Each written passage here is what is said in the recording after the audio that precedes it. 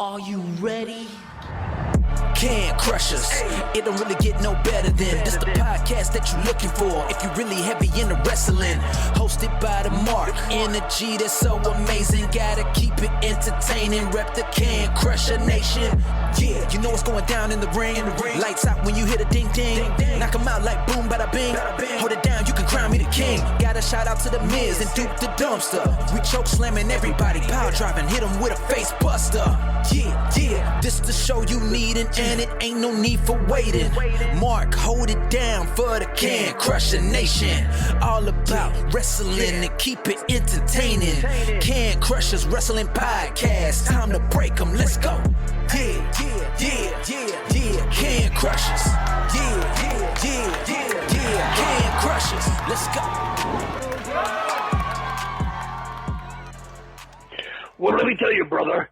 Ravishing Randy Hogan here, NWA WCW star, and I'm coming at you from the Can Crushers, baby. #1 podcast in the whole world, brother. Let me tell you, old school stories, not the same info, not the same questions, coming at you on a regular basis. And what you going to do when Can Crushers and Randomania run wild on you, brother? Hello! Welcome back. Welcome back. A little bit of a break last week. We enjoyed the 4th of July weekend. Jenks and I did. To Can Crushers Wrestling Podcast. I'm Mark the Mark. That's Sir Michael Jenks. I'm buzzing right now. But it's a tease. I can't just... This is what's happening. Mark's being a tease right now. He's also buzzing on water. Let's get off of that. This is exciting things to come. Yeah. He's not buzzing off of any alcohol tonight. He's being a good boy. He's got a lot going on. He's got a shit ton going on. But yeah, welcome everybody. But it's right in my wheelhouse. What's going on? This is everything exactly. It's right in your wheelhouse. Nothing new.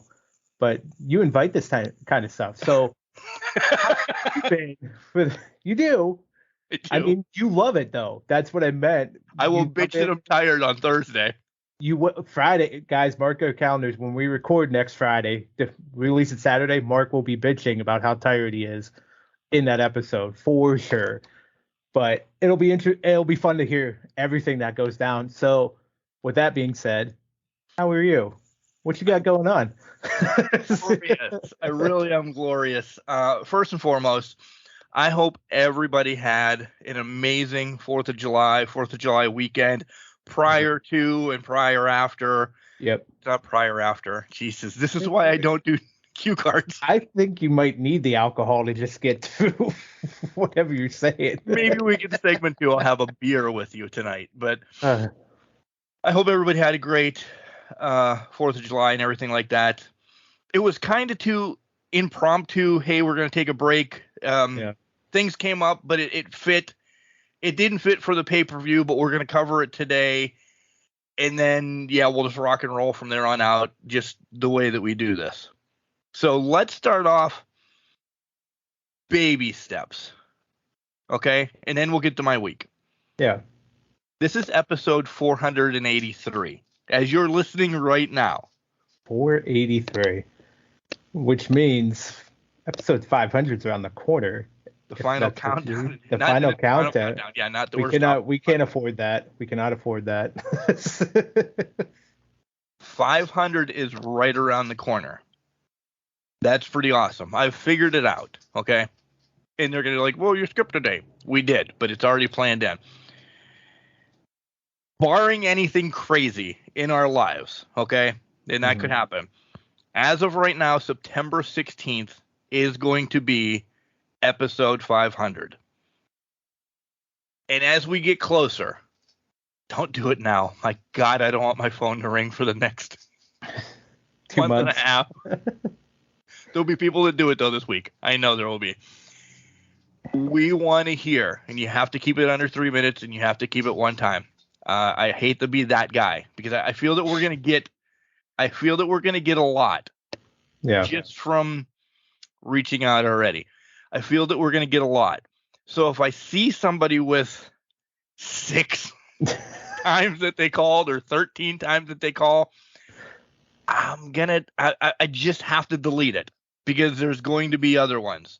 Yeah. So please, you have 3 minutes to call in the hotline number, and we'll give it to you later. You know, all that shtick. We want to hear your favorite memories. If you're talent, I'm going to pander. You know, tell us how you loved being on the show or congratulate us, anything like that, to get to 500. We really want to make 500 a big show, and I'm not going to play them until we're on the air. So I'm not going to say, hey, Jenks, this one's from Bob's, our best friend, Bob Smith. I'm not going to know who they're from. So I'm going to play them just as we're on the air. I'll drop and drag, throw them all on a desktop, and then boom, this one's from whoever. Yeah. We want to make this as much about us as about you, because you, Can Crush Your Nation, has been along with this ride for 500 fucking episodes. Yeah. 5 years ago on the back of a garbage truck. The wife didn't think I was going to get to 12, which is an odd number to think of, but it happens, right? 500 is right around the corner. Throw in the spotlights, throw in everything. It's literally, as recording, 2 months away. It's wild to think of. And Can Crushers, the listeners, the main reason we're getting to 500 episodes. I can't underline that enough, like Mark said. Without you guys, it probably would have ended at 12, maybe 15. Right. You know, or Mark would have made it to 69 and said, this is where I end it. Just try to be a legend at that point. But, oh, man, for the 2 years I've been a part of this ride, which that happens 2 weeks after I've been on here for 2 years. I was going to save that for congratulations, but we'll do it anyway. Yeah, I'll spoil it now. But it's freaking wild how much it's grown, how much I loved listening to it beforehand when I joined, being a part of it. But God, we'll save all that for the 16th. Unreal. Of September. It's unreal that we've gotten close to 500, and now we're ticking down the clock for the actual 500th episode. Yeah. It's wild. So that kind of just gives me, talking with you about it right now, just kind of give me a little bit of chills, because that's really cool. I could probably get emotional, but we'll save that for September as well. And there will be big to-dos on our end. Probably drinking heavily. So. There will be bottles cracked, popped, chugged. Oh, man, I have to look that up right now. Well, thank God you guys know that we record prior. Okay, you know that it will be the 16th, but we'll record on the 15th. Yada, yada, yada. Yeah. How heavily can I drink? Oh, I can drink heavily. Oh, is it not a pick game? Okay. West Virginia, and I did not get West Virginia tickets this year. I did not get in quick enough, apparently, to get West Virginia tickets. So that'll be it. You know what? I gotta figure out how sloshed I'm getting this weekend. Give me a second here. Because if this is Pumpkin Fest weekend, I'm gonna have a long weekend ahead of me. If it's Pumpkin Fest weekend, I'm coming up. I love that idea. Let me see if I can find something on that over the next couple weeks. I'll try to find something on that because it's nothing on the site right now. I couldn't imagine. It's fucking July. Why would they do announce it 2 months out to kind of start getting people building up for it and being all that. But all right, I digress. Okay, let's go on. I digress. Do you want? Okay, so 500's right around the corner. We're already super excited about that. Where do you want to go next? Because we have two more pretty cool announcements. We really do. And then we'll get to our week, because we have to give the listeners what they want.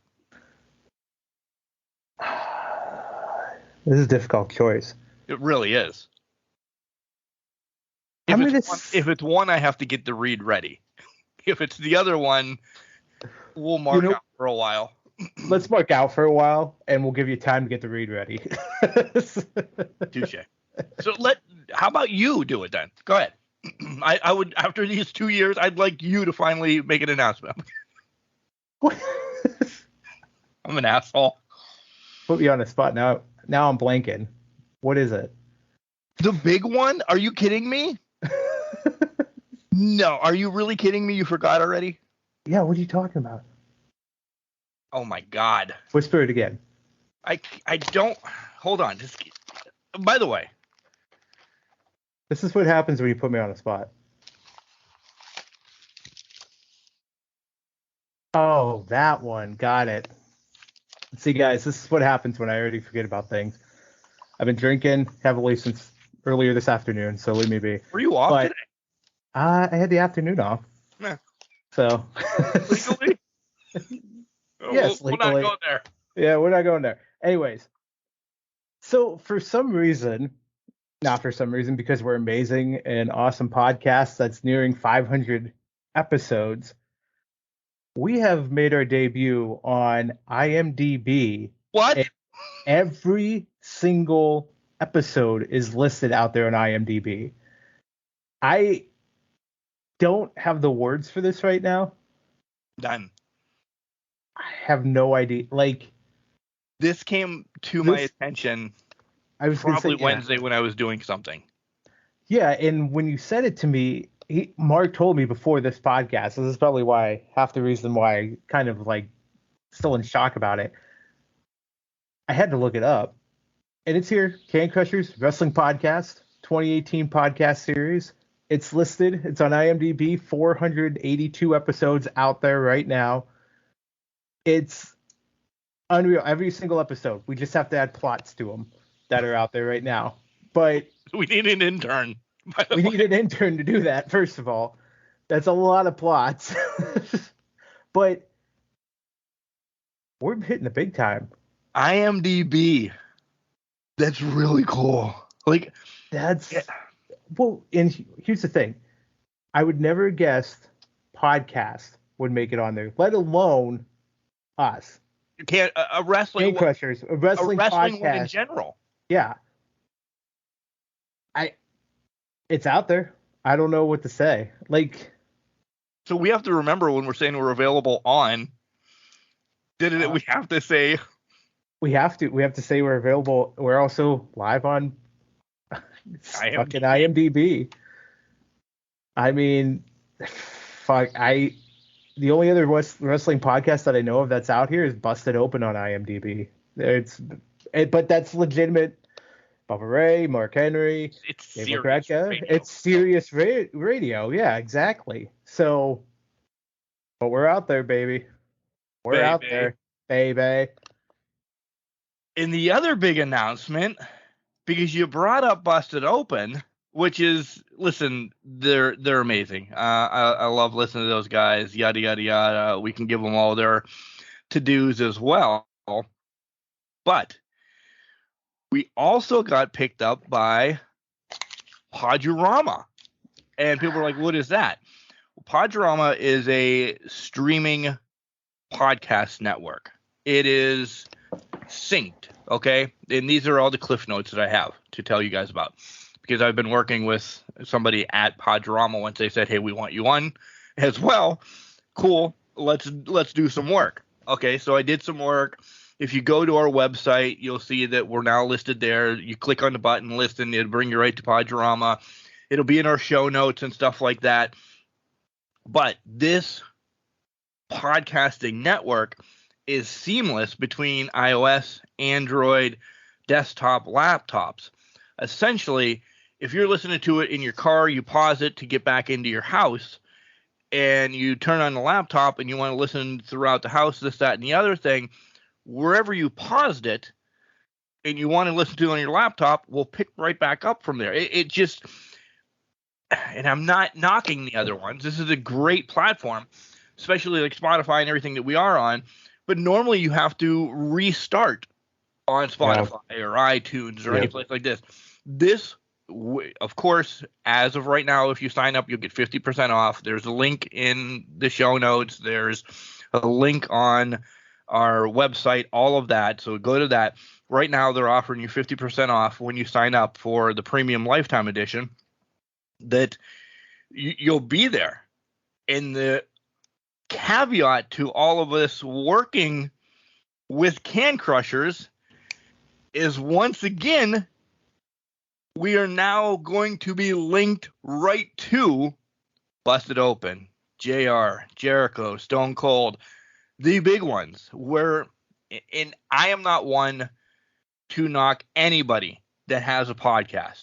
It is a battle. We've had other people from podcasts on. We work together. That's the way that we both are. Yep. I don't want to say we're separating because it sounds like I'm being egotistical. I'm not. We're separating from the people that get 5 listens a week. It's a unique opportunity for us to. Thank you for being a fucking wordsmith. You're welcome. It comes with working a corporate job. It's a unique opportunity where we're able to grow even more and reach more people out there. This is fucking fantastic. This is just an awesome, 482 episodes ago. Did you ever picture being linked to Busted Open? Did you ever think to be linked to JR? Let alone 69. But you did it. Oh, man. But it's fantastic. It's amazing. I pulled up the page. It's beautiful. Everything looks good. It comes right up. If you don't have the thing is, it has them numbered for us, so I'll never have to count how many. Or I go to IMDb because it tells you now too. That's true. It numbers how many are on there, and it's so cool.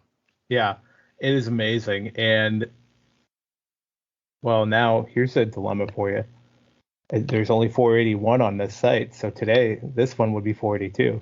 Well, because IMDb, and I'll tell you this, I had to 2-3 years ago, I had to delete one of somebody's second that came on because she completely gave away storylines and everything, and the promoter came and said,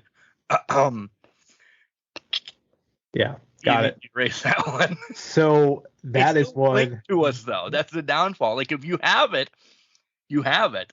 Yeah. I can't delete, air quotes, delete it because it's still on our page. So what you're also hearing is that it's a mythical podcast that doesn't exist anymore, and it's a rare find. Yeah. Just hold on to that. But fair enough. Yeah, it's all out here. Everything. I can't believe it. We're moving up in the world. Yeah. So IMDb, Podurama, again, right now to continue to, IMDb, I don't know, they're working with us, but they didn't even ask. Podurama at least, reached out and said, hey, we'll do this. So check out their logo, check it out on the website, sign up now, and they're going to be sending me offers all the time. But right now it's 50% off of the premium lifetime to join this network. And pat ourselves on the back one more time. We're linked with the big boys. So let's fucking go, Mark and Jenks.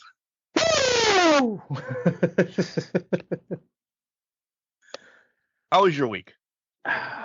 Well, now that you've completely diverted off of what your week was, my week's been good. You want me to go first? No, I'll go. I'm just being a smartass at this point.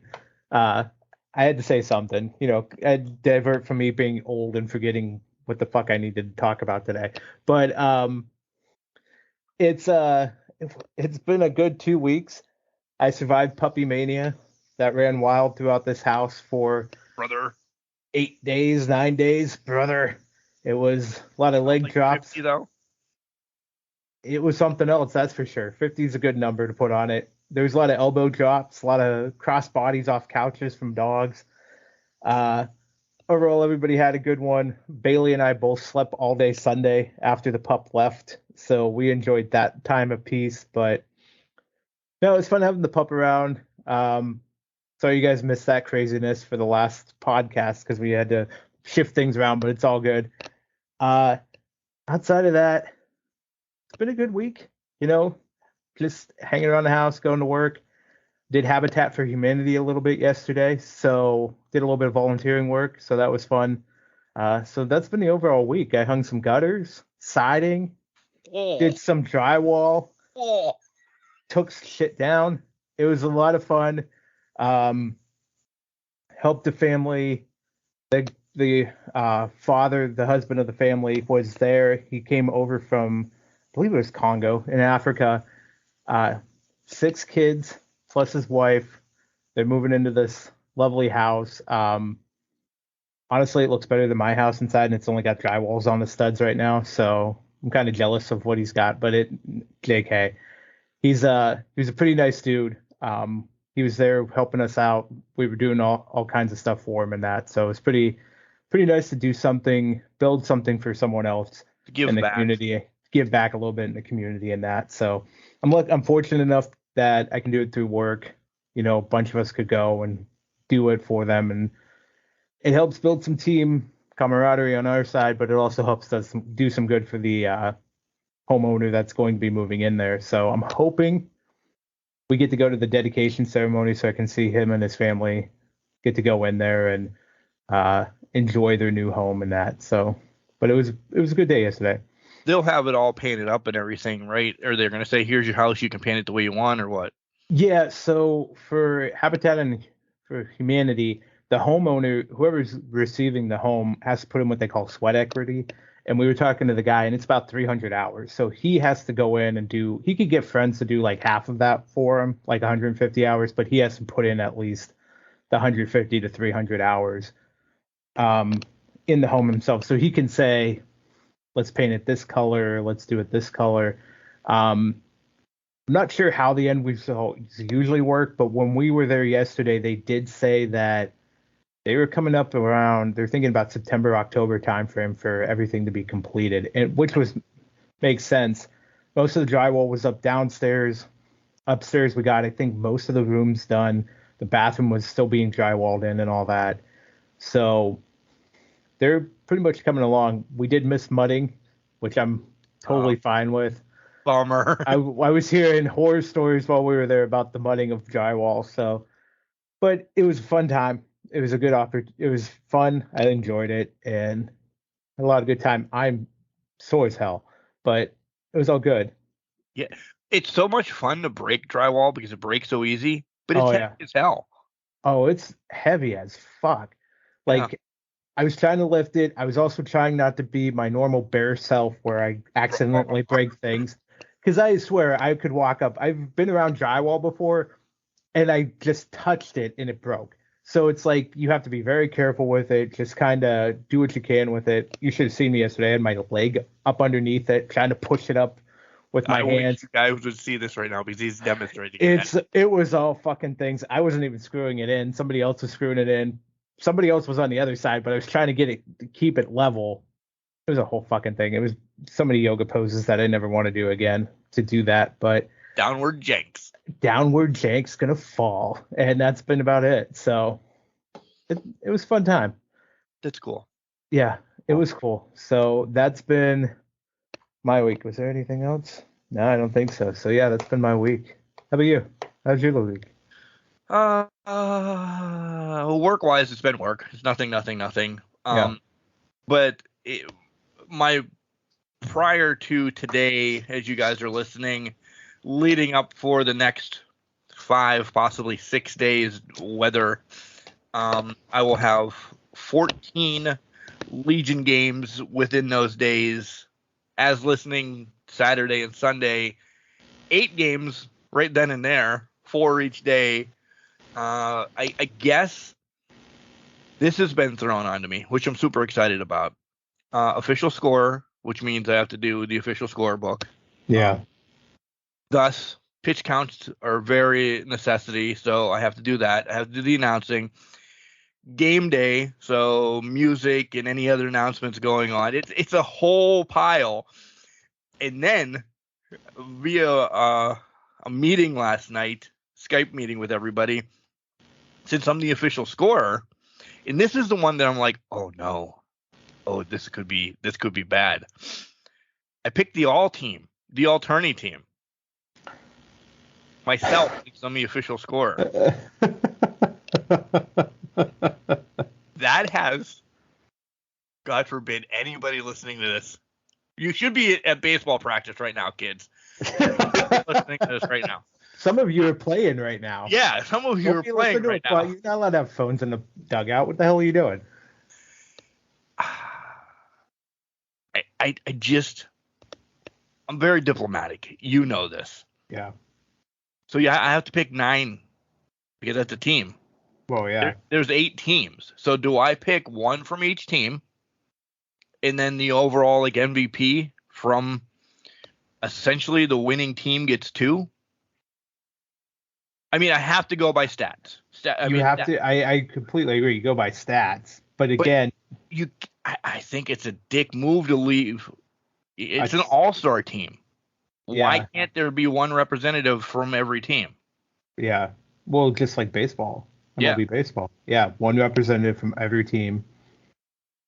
Like, that's the only way you can really do it. Like, if you end up doing it by whoever has the best stats, you're loading up with whoever's in the semis in the finals. I'm sorry, 2 teams are going 0-2.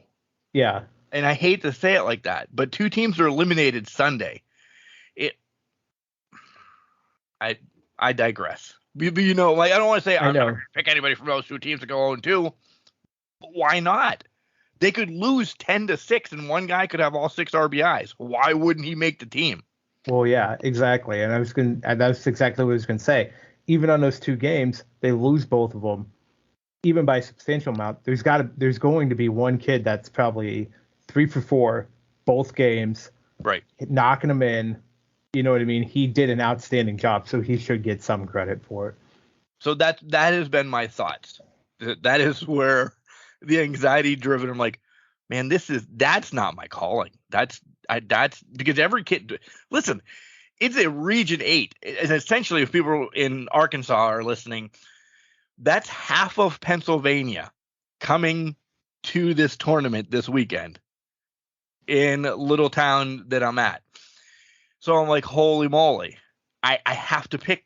That's my thoughts. It is really one from each team. Winning team gets 2.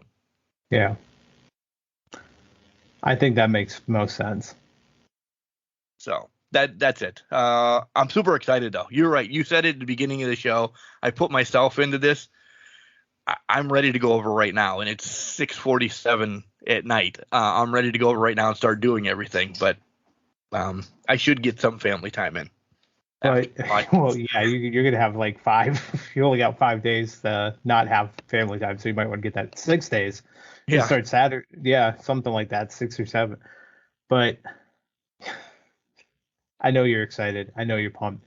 I said it earlier. You did this to yourself, but you did this to yourself because you love this. I did not do it to myself, though. Remember when I was in New Jersey and I didn't go to the meeting because I almost died yet again? And I got voted on to it. Yes, but you love it. I do love it. That's what I meant. That's what I was getting at. You love it so much that you're going to, like you said, you would go over there right now.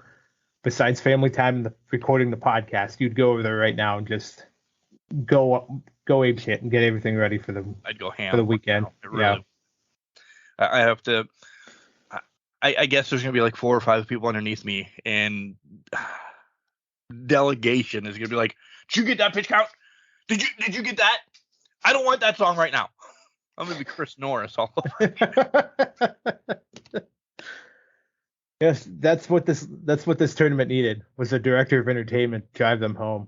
That's it. That's all it is. I'm going to be traveling now. Next year when it's back up, in Meadville, so to speak. Yeah. Like, the guy on the board in St. Mary's? Yeah, call him. He'll run it, tight ship down there. He'll run tight ship. Get him up here. Let him run it. Let him run this. So now I'll be on the Pennsylvania board. Yeah. Hey, look at you moving on up. Podcast-wise and in the Legion Baseball. Me and the Jeffersons moving up from the east side. Deluxe apartment. You finally got a piece of that pie. Besides all that hot takes, we have to jump back, and then we'll get to wrestling, really, really, really, because I don't have any hot takes besides Fight Forever. Last episode, you heard us. We were playing. We had Doggy Mania going on. It was awesome.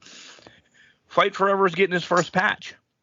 And let me say this, because 2 weeks ago, I still love the game. I've done my 100. I've done 150 matches now. I got the notification, King of Hearts, da-da-da-da-da. Never showed up in my shop. Really? So there's a patch glitch. Some people have got it. Some people haven't. Did you make it to 100 yet? I haven't made it to 100 yet, but I was more excited that I can now play with the internet on. So that was because they had to do the emergency patch to fix that for the PS4. If you guys remember, I had to turn off the internet on my PS4 so I could at least play Fight Forever. And then they finally fixed that, so now I don't have to toggle the internet off between games and figure out what I need to do and all that. So, which also lets me enjoy some new features that are coming out, but we'll get there when we're going to get there. But yeah, I didn't realize that was going on. That issue was going on for the King of Hearts. Yeah. Oh, so man. that tear in my eye. I got the reward, whatever, $10,000 for, the 100 things. And I'm like, well, maybe because I did a couple death matches or whatever. No, it came right up and I'm like, okay, I can go to the shop and get it. And I can't. That's part of my patch issue. And apparently this patch issue is going to fix a few things that some people have got it, some people didn't. So whatever. I still love the fucking game. I still play it probably when I get a second.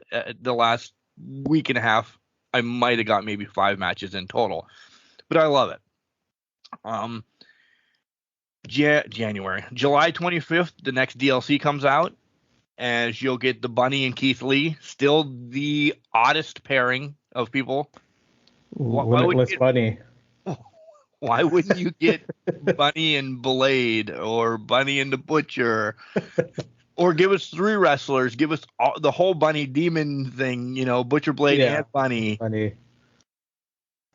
Whatever. I don't care. Is it Butcher that's in the band? Because I was trying to make a joke because of his, he can't be in it because of his band, but I was trying to make it funny with that. But don't worry about it. I already ruined the joke. But I don't know. I don't get it. But hey, I think they just were like, okay, whoever we can get completed first. You're in the first patch. You're in the second one. Down the line. Because with FTR, it was a whole. It's coming out day of game. Yeah. Matt Hardy too. They weren't even going to be in it. They weren't even going to be in it because of the fucking heavel that a lot of us Can Crushers included had about it. They were like, oh, "We got you guys. Don't worry about it. They're coming. They're coming. They're coming." They still can't come out as a tag team unless you create them as a tag team. Which was the oddest thing. I could not play them for the tag team titles for the first week. I don't know why. And then they finally let me do it, and I beat the Young Bucks for the tag titles, but it was the oddest fucking thing. I don't know. August 22nd, we get the next DLC. It's Hookhausen, essentially. Listen, the first 2 DLCs, they're going to be on the game. Yeah. Maybe Ricky Starks won't be my whipping boy anymore. Maybe it will be Danhausen or something. That is the one complaint I have about the one complaint I have about this game. They did Ricky Starks dirty in this fucking game. He looks abysmal. Like, nothing against Ricky Starks. I love him. They just did him dirty in this game. I don't know, character design wise. But the big news that we're all waiting for, and it broke on our little sabbatical.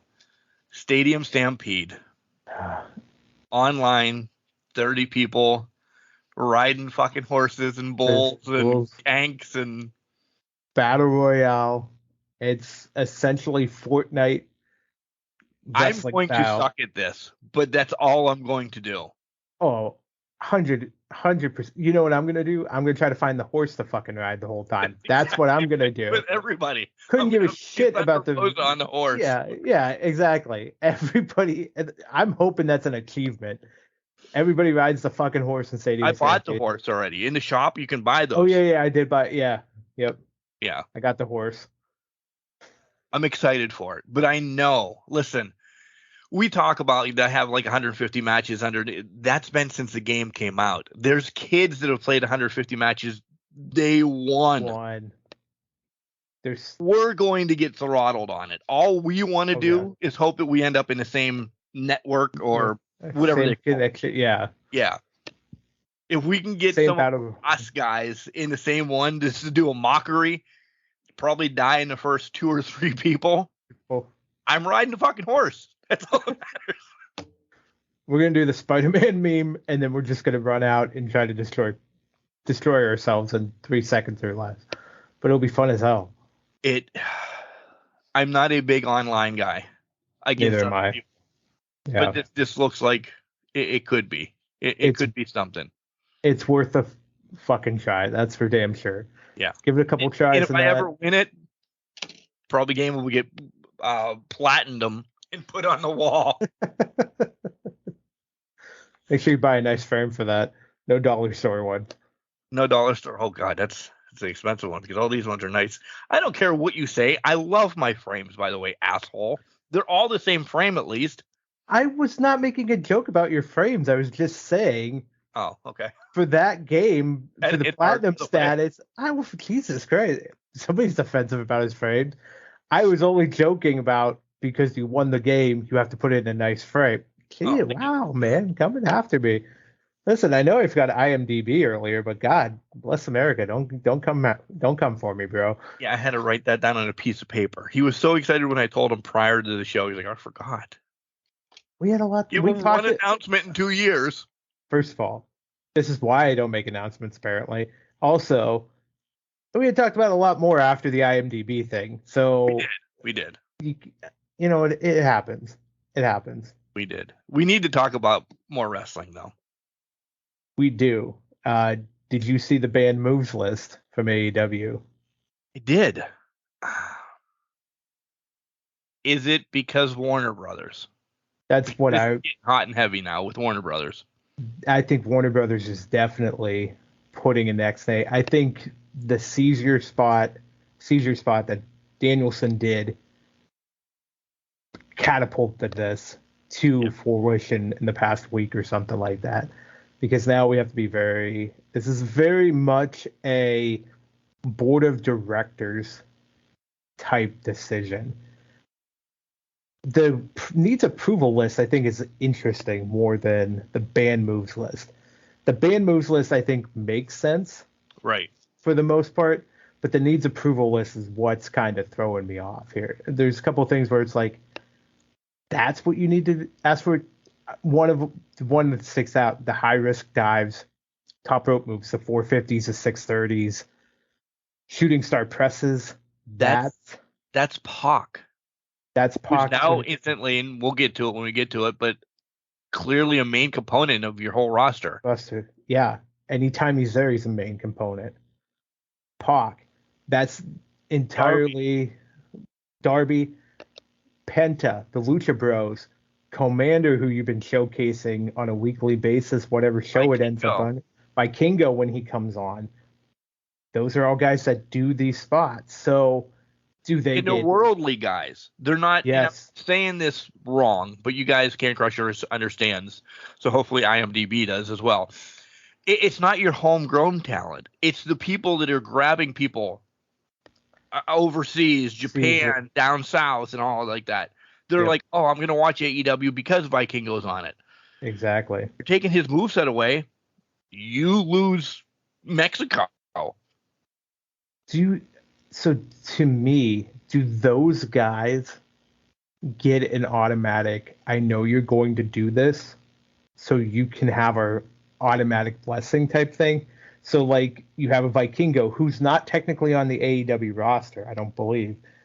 So he could be, he's pretty much is. But, like, Commander, like Lucha Bros, let's go Lucha Bros. We know you guys are going to do flippy shit. You're going to jump. You're going to do a lot of fun, fantastic moves. And even Pac in that triangle, that's the whole death triangle, which I don't even know if it's a thing after this, but we'll get into that later. But do they get a universal pass where you say, you guys are approved, just don't overdo it type thing? I think it's that. And I think it's, I don't want to say it's going to be watered down, but their band, and I put air quotes around that band, what's their punishment if they do it?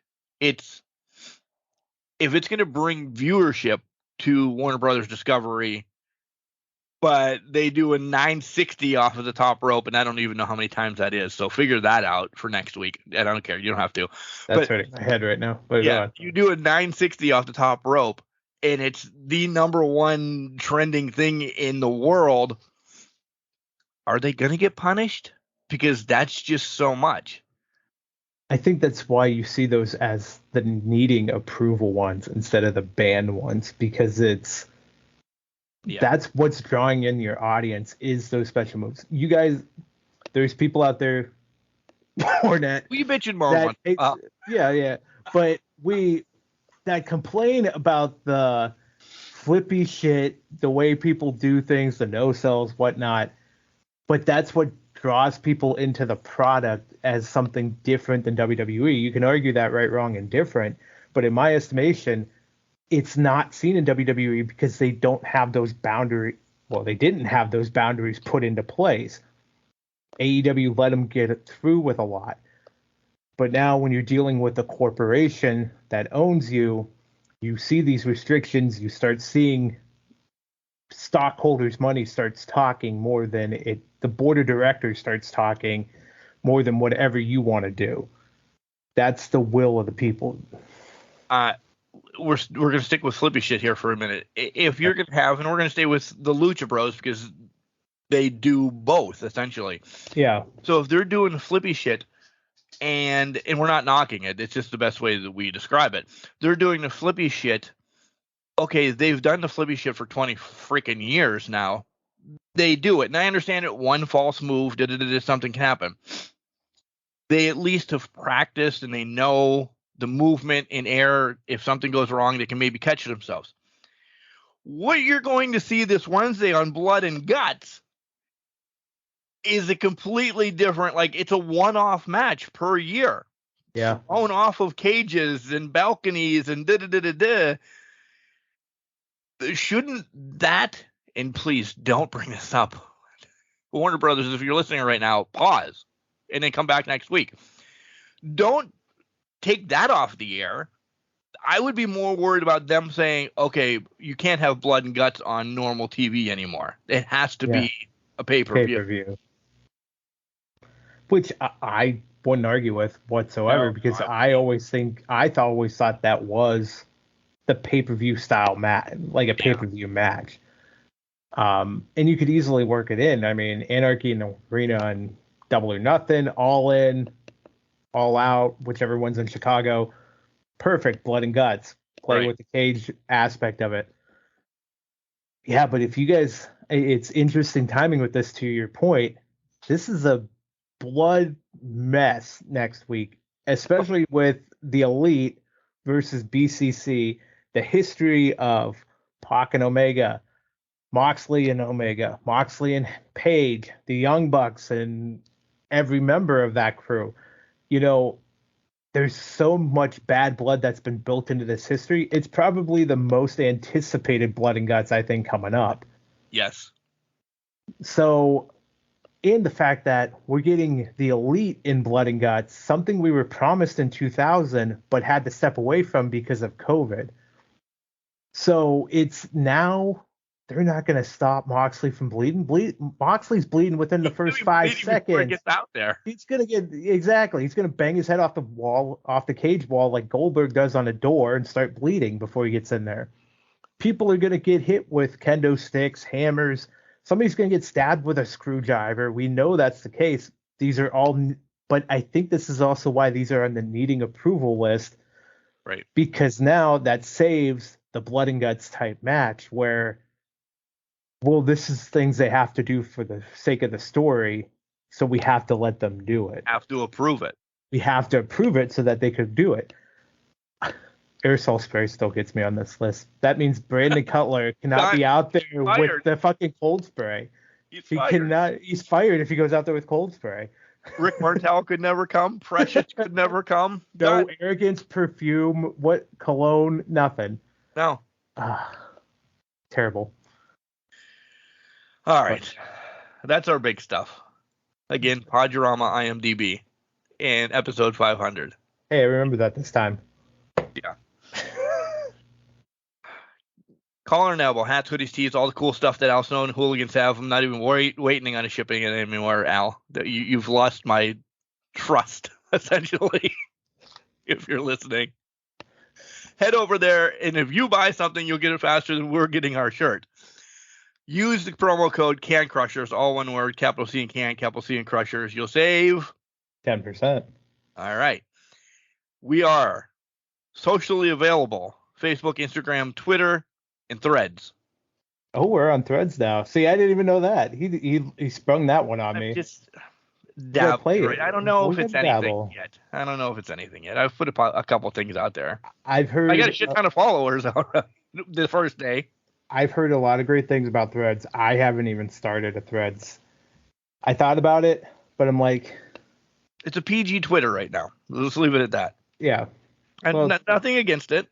It's probably a good thing because Twitter's just a cesspool of just disgusting human beings anyways. So you can also reach us by email, which is scancrusher69@gmail.com. And if you want to listen to us, we are available on Podurama for 50% off if you click on our website. We're also on Google Podcasts, Apple, Spotify, wherever you can get those lovely podcasts. IMDb now. We're everywhere, guys. We might as well have stars up our asses at this point. So we're everywhere. We can fill your ear holes wherever you decide to go to. Here comes Al to tell you more about Collar and Elbow. We come back.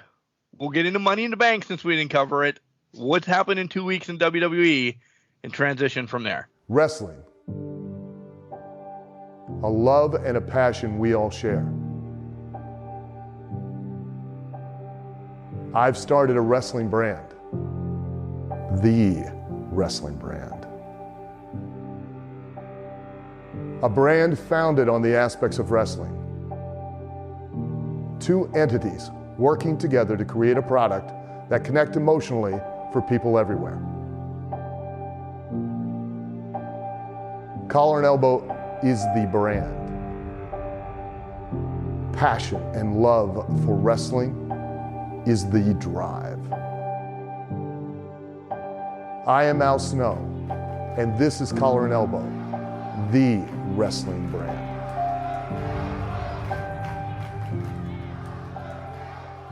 This is the hardcore icon, Just Incredible, and you're listening to Can Crushers Podcast. Now, that's not just the coolest, and that's not just the best Can Crushers Podcast. Well, that, my friends, is just incredible. Welcome back to Can Crushers, ladies and gentlemen. Mark the Mark, Sir Michael Jenks. We're ready to dive into college football real quick. Because Yeah.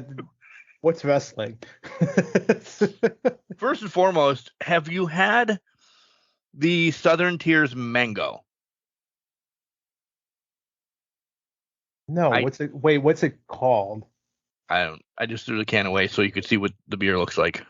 Oh, the beer looks delicious. It's mango Southern Tier. Okay. All right. This came when we went to the banana ball game. Okay. I had a mango out at a bar out there that was like Golden Rail mango or something like that. Mango Rays. What? I just looked it up. It says Mango Rays. Oh, for Southern Tier? Yeah. Okay. Yeah. There you go. So we couldn't find that one around our area, but my lovely wife said, hey, we just got this into the store. Do you want to try this? As everybody knows, it's listened to Can Crushers since day one-ish. I've been a Southern Tier fan. They have mango now. It has crushed the Golden Rail one or whatever. And I was telling you they were cheap that day during a hot dog eating contest. Yeah. Prior to the hot dog eating contest. And I'm like, I'm just going to stay here and not go to the game. Well, that didn't go over well with the wife. But they were only $4. So that was unbelievable. And weren't they 16 ounces? Yeah. Yeah. Yeah. Unbelievable price. And they were delicious. She found the mango, the Southern Tier mango Rays. Like Tampa Bay Rays. Yeah. Yeah. This is delicious. The downfall is I probably just shut a Miller Lite tonight and then shut it off. I'm ready for number 2, and I just had a sip so far. You mean like my hat sake right there? No, that's MGD. Well, close Miller enough. Lite. It's Miller. It's Miller time somewhere. It really is. We'll get to wrestling. I promise. We have a lot to cover. So strap in. You're only in episode 2. We were talking about college football on our nonsense when we took a break real quick. There's an off day in October for Pitt. Like it's their bye week. Remember when we were going to win the $20 billion and both me and you were going to get a bus and ride around, which we still could because their tickets are available for this tonight. Yeah, tonight it's up to billion, gajillion. Yeah. We can still do that. October 9th, October 2nd. I don't know the exact date, but I was playing Purdue. Once I told her, Kelly, she's my wife and she has a name, about the tradition that Iowa does. Oh, the waving. She's ready to go to Iowa. 10 hours away. You know, we could leave on a Friday, watch the game Saturday, come home a Sunday. Yeah. Big little getaway for us. Still nice weather. So, Yep. I don't know. What's Iowa? How cold does it get out there in October? I can't imagine. It's probably the same. It's probably the same as here in football weather. Pennsylvania. Yeah, it's football weather. It's probably fall weather, rain, maybe some rain, 50s. Be an Iowa fan. I'll buy Hawkeye stuff. I want to wave to the kids. She's on board because she could give two shits about. She doesn't know what Iowa or Purdue are, like logos or mascots or anything. Yeah. Just gonna make sure I don't have a high ground show. That's the only thing. And essentially, It's not the second weekend of the month. Okay. Because there's 30 days in September. So it is the 7th or something like that. So that would be the first real weekend in October. Okay. Looking at it.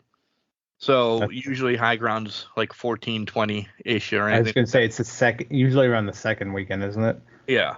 For high ground? Yeah. So you're going to be, oh, wow, that works out perfectly. Yeah, it's the 7th. Yeah. Saturday, 7th. That is probably my favorite college football tradition right now, just because of how awesome it is. Yeah. And the fact that they did that, I think they built the hospital to overlook the stadium, if I'm correct, because it's a newer hospital. Mm-hmm. So the fact that they stop and do that, if you guys don't know what the tradition is, end of the first quarter, everybody in Hawkeye Stadium turns and waves to all the kids. They have an observation floor where they watch the games. Everybody turns and waves to the kids, and the kids wave back. Right now, I'm getting the chills right now with it because it's such a beautiful moment. Bar none, probably the best, probably the most wholesome tradition out there in college football right now, and it's a more recent one. Man, if you guys make that trip. Yeah. Talked about it, and I'm like, this is one. I don't care about Iowa. I don't care about Purdue, but I'm really gonna go out, put the black and gold on, get the Hawkeye, probably a sweatshirt and a hat, maybe a hoodie. Tassel cap, depending. Yeah. Wave to the kids. Do it. That's fantastic. And it's feasible. My end, it's feasible. She's got vacation. She have to put in for a Friday so we can do it. Yeah. I don't care if she takes the whole week off. We'll just spend the money and go. Yeah. Jump in the car. It'll be amazing. She'll sleep 9.5 of them, so it's 80 most of the way out. Interstate 80. So. Oh, I was gonna say, yeah, it's a straight shot for you guys, isn't it? Yeah. I think if I were to try, I think it's probably 90, and then they'd have to pick up 80 at some point. You drop down probably in Chicago. Yeah. I mean, or 90 kind of collide a little bit there. I've been there. Well, do you know Mark Early's Perfect Game's coming up, by the way? Oh, it is. Yeah, that is right. Remember I was there? Yeah, I do remember. Get to go. Yeah. Well, I was going to say, if you drop down 79, I can pick up 80 and just take 80 out. So. Oh, yeah, that too. Yeah, so. You should probably drop down 79 and meet us. Not a bad. It's tempting. So here's the bad thing, though. I already know October, the first 3 weekends, absolute crapshoot for me. Because I know there's 2 birthdays, and there's also 2 kids' birthdays that I know I'll have to go to for the family, and an Apple Fest that I know is lurking in there somewhere. So. You're not going. I'm not. I will not be able to make that trip, unfortunately. I will FaceTime me waving to the kids, though. And then you'll hang out. I'm going to be so fucking jealous. I'm going to make this happen. All right, let's get back to Money in the Bank, which Jenks lost. We're going to throw that right off the bat. We were only different on one, and it happened amazingly. Well, we're going to start from the get of the show. You're so pissed. The get of the show. The get of the show. No, I'm not pissed because I knew. Yeah, but we didn't know how. We didn't know how. I said I'll throw it out the window. Texting you when we were watching it, I said I'll throw it out the window because. No, but you keep it because we didn't know how it would get there. But at the end of the day, that was probably the most brilliant way to do that. I'm poetic. Sorry. Yeah. It was poetic. So What? I'm just going to read notes. Do it. Everybody looked at Logan at the beginning of the match and wanted to attack him. I loved it. I loved it. There was a cricket bat there. It's really not called a cricket bat. It's called something else. Do we know what it's called? I don't know what it is off the top of my head. But I love the reference. Ricochet threw the ladder to do the suicide, like through the ladder. Dude, there's so many elements that you can't practice that. And I will continue to defend as much as I shit on Ricochet. You can't practice that to make it look as good as he does. Like, he is just that goddamn good. He's that talented. The crowd hated Logan. The frog splash on the ladder, I don't know if they wanted the ladder to break, and it didn't. It just looked like that looked painful. Yeah. That Priest looked like he had fucking just 4 ribs shoot out of his back and was done. Ugh. And then, as much as I just said Ricochet does Ricochet stuff, they didn't have that table spot set, and both of them you almost saw them die in live pay-per-view or whatever, streaming live event or whatever the hell you call it. It'll always be a pay-per-view. If you don't get it, and this is a question I have in this match, and you want that moment, and I'm going to bring up that word again later when we talk about Raw, do you just have to squash it? Because that was completely, and I'm talking about the Ricochet and Logan Spanish fly essentially through the 2 tables. Neither one of them were ready on those ropes. They just wobbled. It just wasn't connected, and everybody saw it. They both lived. Okay, but was that needed? Like, that's really putting your health in. Well, I think it goes back to the spot fest. It's too much of an urge to have that special spot. If they would have hit that perfectly, we'd be talking about it for 90 years, like Jeff Hardy getting speared off the ladder by Edge. But it didn't happen. It just didn't come into fruition. It turned into the ladder spot where Jeff tried to cross 3 ladders and he fell off the ladders that same match. You know what I mean? That's why it's high risk. It's high risk, high reward. You either get it or you don't.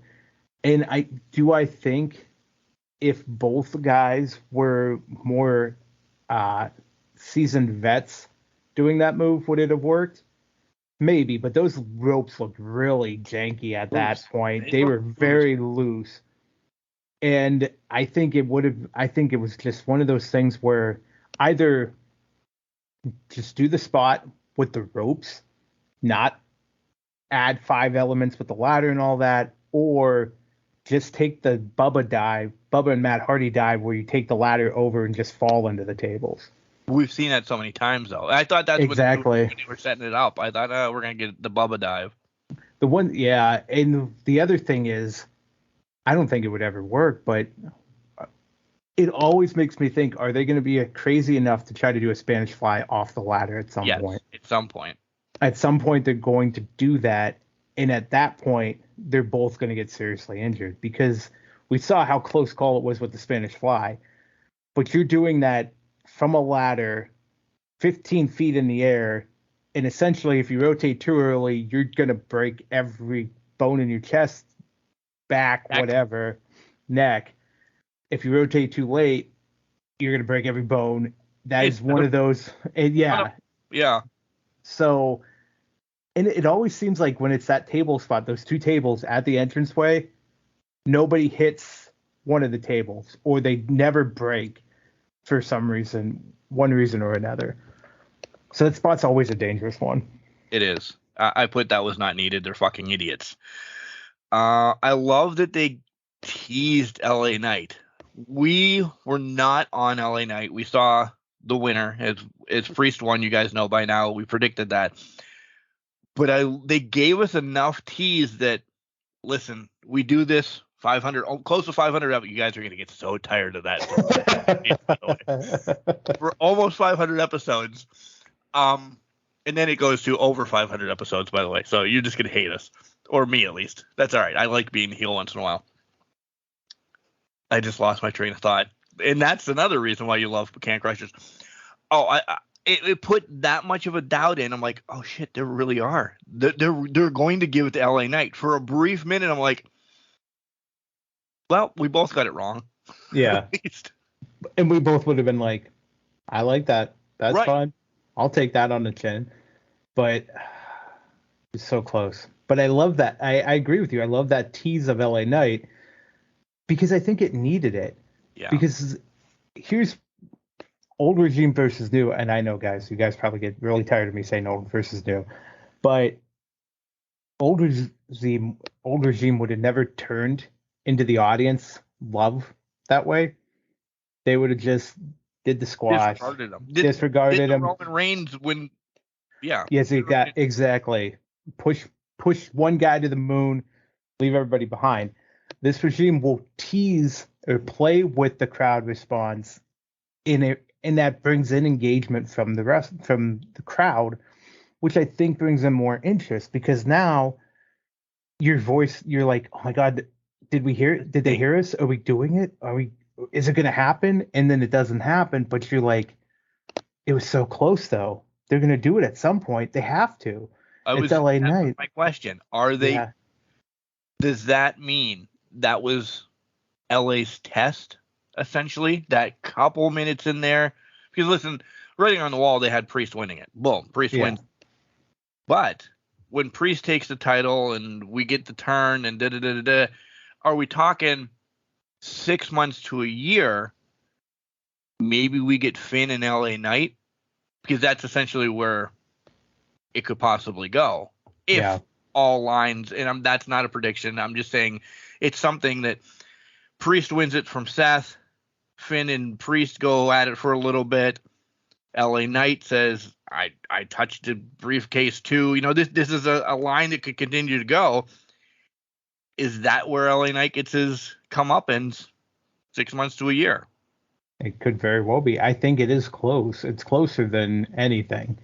LA Knight's on the verge, and I think they're recognizing it.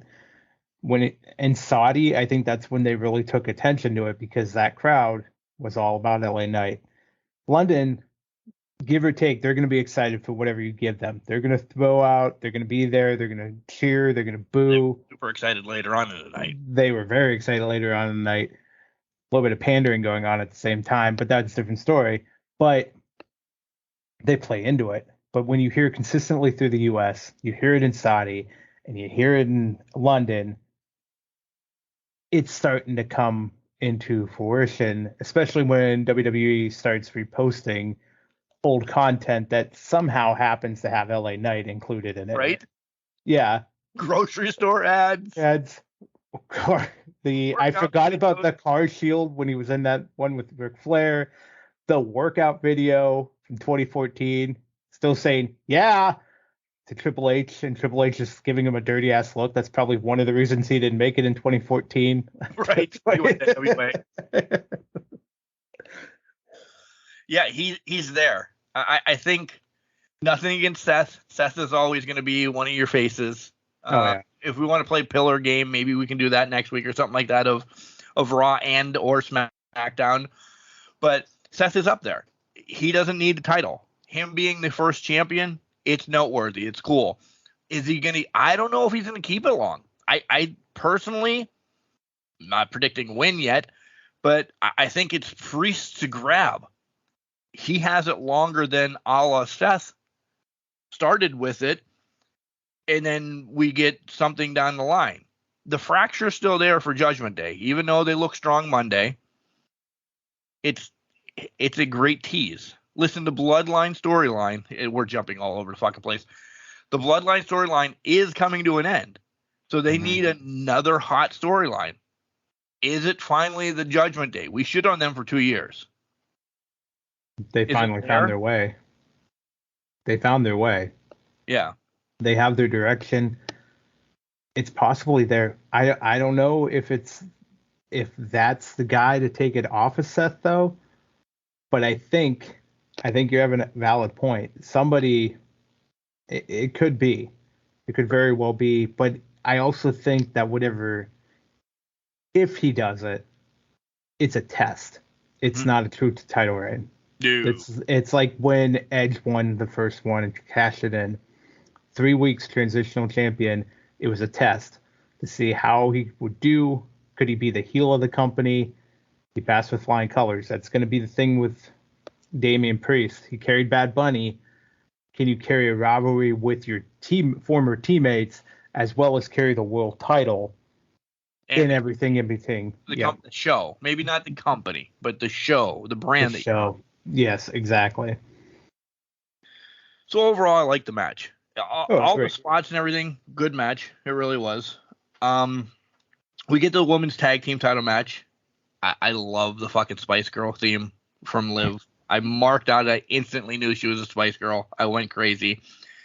Why the hell did Ronda have an M on her head, though? I was wondering if that was a gaming reference or anime reference. I didn't know. This is Can Crushers. You guys got to help us with this. But it was a sticker. It wasn't even painted on. It was a sticker because it was peeling off halfway through the match. So I don't know. Maybe it's branding. Maybe it's her farm branding because she's been wearing a lot of that branding lately. She has been. Yeah. And we get something that shocked the world. Never saw this coming. No. Never saw Shayna just turning on her. Yeah.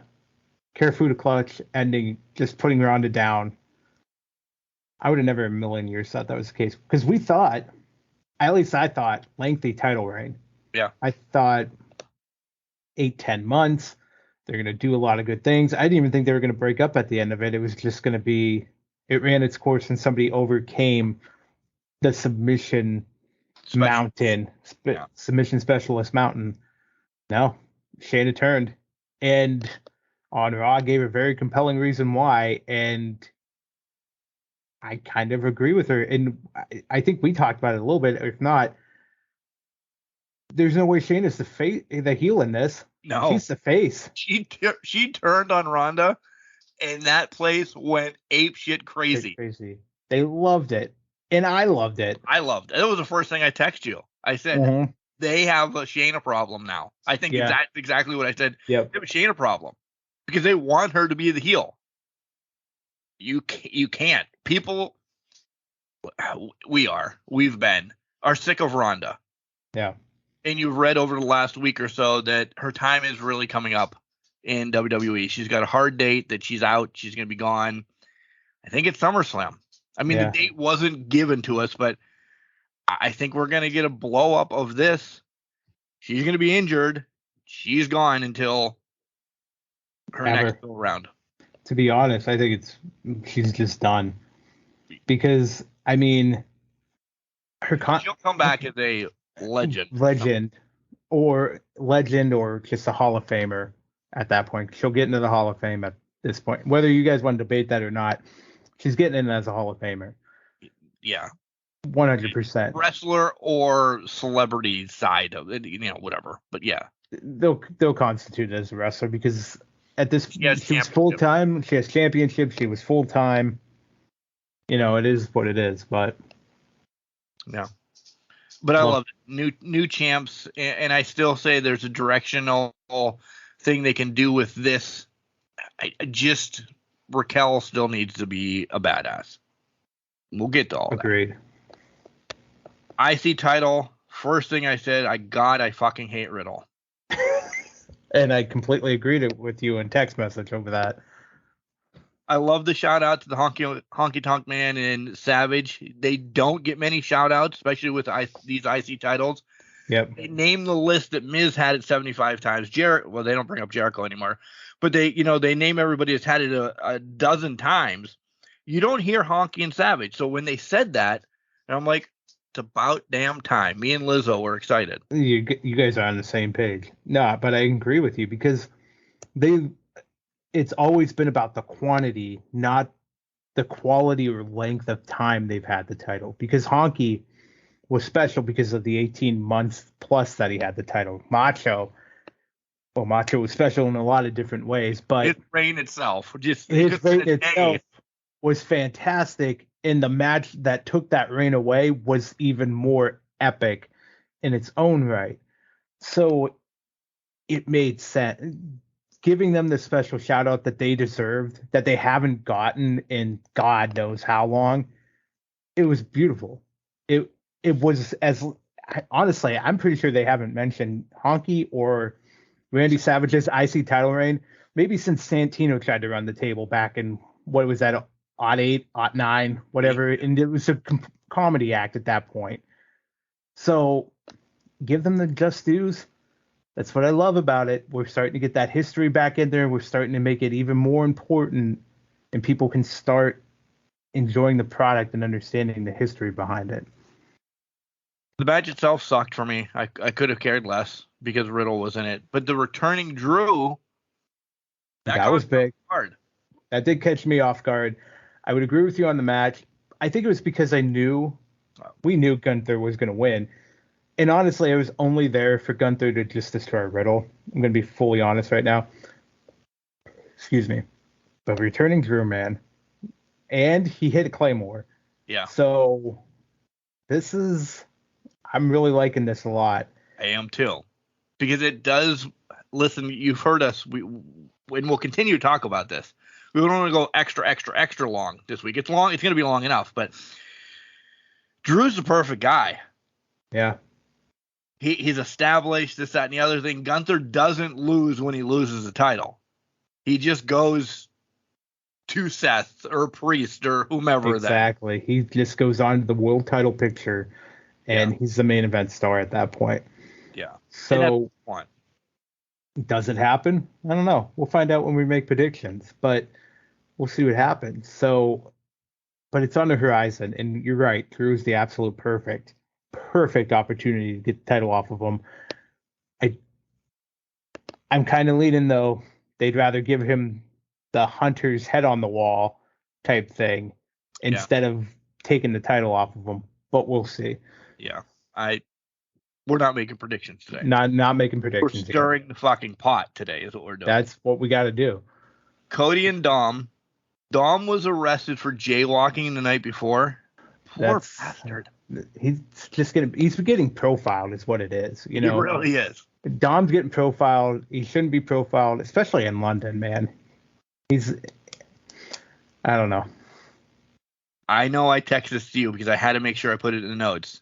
The crowd is making this match a bigger match than it is. Mm-hmm. Listen, it wasn't a match. The crowd made this match better.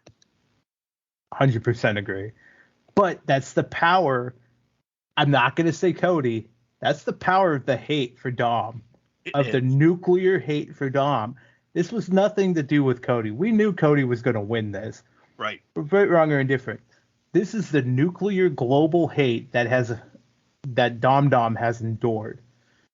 So, you know what? Dom wrestlers right now. I was just gonna say that Dom is one of my favorite wrestlers. Maybe probably one of my favorite heels. Yeah. Going overall right now, and I'm including AEW and that. And he doesn't have to speak. They're in the heel right now, and we'll get to that. And you know what? Dom doesn't have to speak. Mm-mm. Dom, half the people are jealous because they're hornballs and want mommy in their corner. Third of the people do hate Dominic just because he's Bray's son. He's got a punchable face. They're pissed at him. And then a third of the people still think he sucks at wrestling, and they still hate him for that. So it's a whole nuclear kind of just great. Oppenheimer couldn't build a better nuclear bomb. Let's go with it. Let's pull in recent events. It's nearly 500 episodes. We never said that. That, right? It's a new movie coming out, but it's serious. Dom just has to open his eyes, and people hate him. He's impressive. He's changed my mind since he left Ray. I'm sorry. Again, the match was nothing to write home about. It's a Raw main event match. That's what it was. But the crowd and everything behind it made it. Better. Yeah. We get fucking John Cena. Blew my mind. Dude, I was laying down and Cena came out and I fucking jumped off the couch. I was like, are you fucking kidding me right now? And then to essentially, it's not out there, but to essentially say WrestleMania 41's coming to New England, or New England. Or Boston. Coming to England. You can't tease that, right? No, and because not give them 41. Agreed. There's people out there that were saying, oh, they don't have any. They have to get London to approve it. This was a force to handle London. No, this has already been set in stone. London's getting WrestleMania 41. If they're not, I'm dumbfounded because that bomb you just mentioned that I can't even say the name. Yeah, the nuclear bomb. How? You don't have John Cena come out randomly and tease a WrestleMania to just get the city, to force the city's hand. Right. Absolutely no chance. No. London knows if they get WrestleMania, they're everything that whole week. People are going to love it. They're going to be there. They know what that means. But again, we're stirring the pot because what was the first thing I texted you? Oh, I know it was 2 weeks ago. Yeah. What? It's because AEW selling out Wembley. Well, that was the other thing. I did agree with you on that at that point because I said, hey, they're setting all these records. WWE has to basically turn around and say, no, we have to top you in 2 years, essentially. Yeah. But my other thing is they're basing it off of, now I've been thinking about this. They're basing it off of what's going on in Wembley now. AEW is probably going back to Wembley next year, and they're going to make it an annual series. So the records broken this year are going to be even higher next year. So WWE has to figure out how in a year and a half, essentially, they make WrestleMania 41. They get 150,000 people stuffed into Wembley Stadium because it can't go into the O2. No. It has to be Wembley. If it's not Wembley, you didn't beat AEW. You didn't beat AEW, and it doesn't count. Right. It's a pissing contest over in London right now. Really? That is literally what it is. Which is great for us. Wrestling. Completely agree. Yeah. Let them piss all they want to. Let them piss all they want to. London is a fantastic environment to have pay-per-views. Wales, London, and all of that. Chef's kiss. Let them do it. Let them piss all over the city in a good way. Don't take that the wrong way, people. But let them have their pissing contest because every wrestling fan in the world is going to benefit from this being the case. The money that's going to roll into there is good for them. And then I can't wait for 5 months later AEW tops them again. They'll build a bigger. Tony Khan will be like, we're building a bigger Wembley for us, please. I'll get more money from my dad to build onto Wembley. Say Khan is established in London, is he not? I think he's a London businessman, so yeah, it makes sense. Is he going to allow?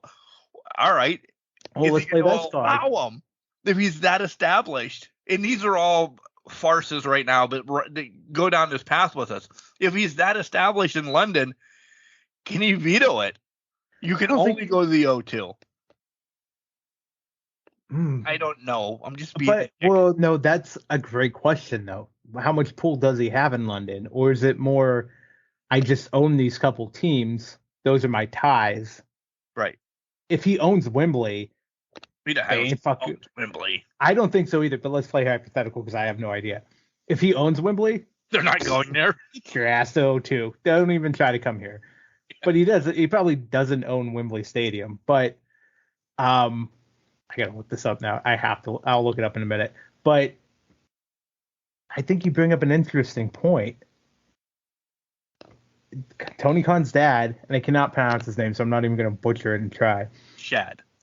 Is it Shad? Oh, short for Shad. Yeah, Shad. Yeah. And I was trying to say his full name. So. Oh yeah, don't. Shad Khan owns the Jaguars, but if he owns several teams in London, he puts a lot of money into London. Your politicians, I mean, this is the case in America, not London, so it could be totally different in London.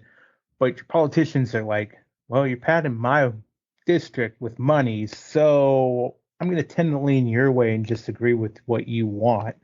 Mm-hmm. It's probably not the case in London. But it could be. But it, depending on the society you live in, you will let that happen. My society, it's fine because I'm a jackass. I've been called a piece of shit on my own podcast recently. That's true. You have. Own podcast. The foreman, Red James, called me a piece of shit. And I still had a conversation with him. Moving on to the women's ladder match. Bayley joined Judgment Day for 30 seconds. Got to get that out there. I love the match. But the beginning, with Vega not being, nobody was on the ladder, and Vega couldn't get the ladder off of her. So I said, how is she even going to set the ladder up? So that essentially, that first 5 minutes eliminated Vega of ever winning it because she couldn't lift the ladder off herself when it was on an angle on her and the ring. Yeah. It didn't make it made absolutely no sense. We know she could have did it. It was just terrible storytelling. But, oh my God. Again, they haven't seen Bayley. So they went, and I'm giving pops to the crowd again. They went old school Bayley singing, hey Bayley. Ooh. Ha. I want to know, will you be my girl? Which I loved it. I do you too. Have to love it. That's why we're never going to get that Bayley back. Yeah. But I wouldn't mind. Trisha's spots, I did say, fuck, this is great. Love the feud fights for a while when there was some feuds. They gave them all high spots. The ending was epic for me. I love the ending of Bayley and Becky being handcuffed. The two horsewomen in this match for the next generation to essentially step over them. Understand. The picture perfect, because we were sitting there like, okay, Zoe started putting the handcuffs on. Becky, actually, I'm going to stop. I will give Trish her credit for taking some of the spots she did, especially on that ladder and shit. 46 years old, she's fucking doing what she can. I would never do it at this age, at 35. So her doing it at 46, more power to her. All the appreciation more. But I was wondering what was going to happen with the handcuffs after they're just dangling now on Becky. We're not doing anything with them. Nobody's grasped them. Like, are they just going to connect it to party where she's going to get attached to a ladder? That's what I thought was going to happen too. With somebody's going to just snap it on the ladder and then whatnot. Io coming out of nowhere, which after Bayley screwed Io earlier on in the match. So let's talk about that. Bayley throwing Io off the ladder. It basically opened the door for Io to do it. Yeah. And Io took advantage and locked her and Becky together. Beautiful spot. Smart ass spot. Climbed over the generation essentially before her and said, peace out, I'm better. And I love it. I will say this though. In my mind, there is only one title Io's pursuing. It will never be Rhea's. It will always be Asuka's. Yeah. And I'm not giving away predictions, but I dare say she's taking it off of Asuka. I do, yes. But when and where, I don't know yet. So we'll see what that plays into SummerSlam versus what that plays into down the road and how that all plays in. I think it's a multi-woman match. Because it's already a triple people threat. Need to be in it. Yeah, it's already a triple threat. But this, that, and the other, somebody doesn't want. I mean, the downfall, and I'm going to go down this page. Charlotte's not taking the loss because it's Charlotte Flair. Bianca is still your woman face. Yeah. They have a Bianca problem. Did they want her bad? But it's just not going to happen. We've talked about that a couple weeks ago. So Asuka legit takes the loss because you've buried her enough. And I hate to say it because this title run as of right now isn't anything special for her. No. Or do they? And maybe she does take the loss, but it's not by the two women already in the match. And we pull a fatal 4-way. To your point earlier, we take it that one step further and we get a heist of the century at SummerSlam type deal. Because nobody's cashed in at SummerSlam. Well, Del Rio did, but man. Yeah, that's a different. That's a different animal. Different animal. But I liked it so far. Money in the Bank has been great. Yep. Seth and Finn, listen, you could put these two to fight in a paper bag. I do love their matches. But again, we've seen this. The only thing that I want to talk about is the distraction of Priest coming out. Like, this was... we can talk about the match if you really want to. Well, no. To your point, the match was great, yes. Yeah. But the focal point was and always will be Priest coming out, distracting Finn, Seth getting the win. Right. That's, to your point, that's all this match was about. That was all what this match set up. Was a riff in Judgment Day. Which is, we'll talk about it shortly. Yeah. Not anymore. Then we get to Civil War. Jenks is watching it. He gets the audio. I have a interview to do. Yeah, you were in the podcast at that point.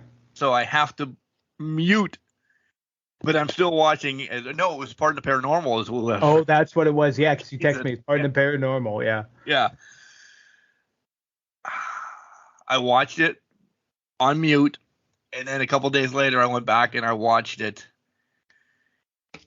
I don't want this to end. It's coming to an end. I understand that. It is coming to an end. I feel there's just so much more, and I don't know what, but there's still so much more to be on this corn on the cob that's left. We can rotate it over and get the other side or something. This was fucking amazing. Yeah.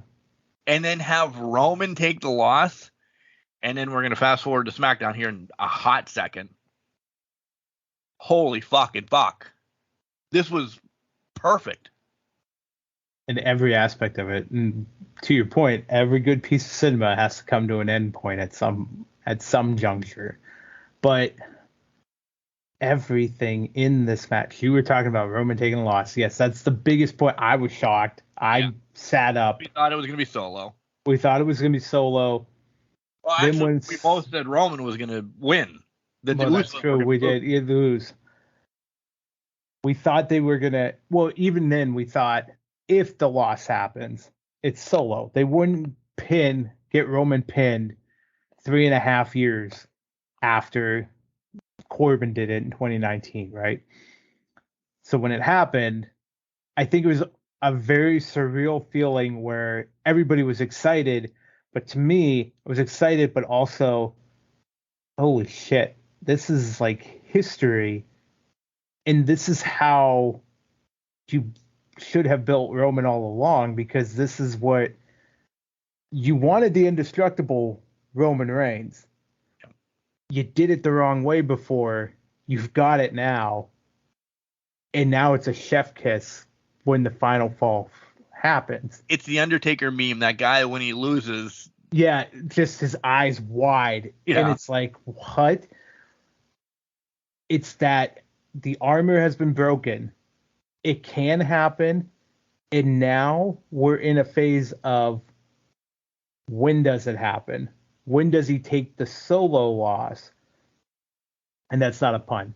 But when does he take that one-on-one loss? I think that's the other part of this corn on the cob now. We had the cinema of Roman's indestructible. Roman can't be beat. Nobody can stop Roman Reigns for 3.5 years. Now he can be beat. I think we're going to be playing out a long period of time where Jay's going to try it. He's not going to get it. Jimmy's going to get a shot. He's not going to get it.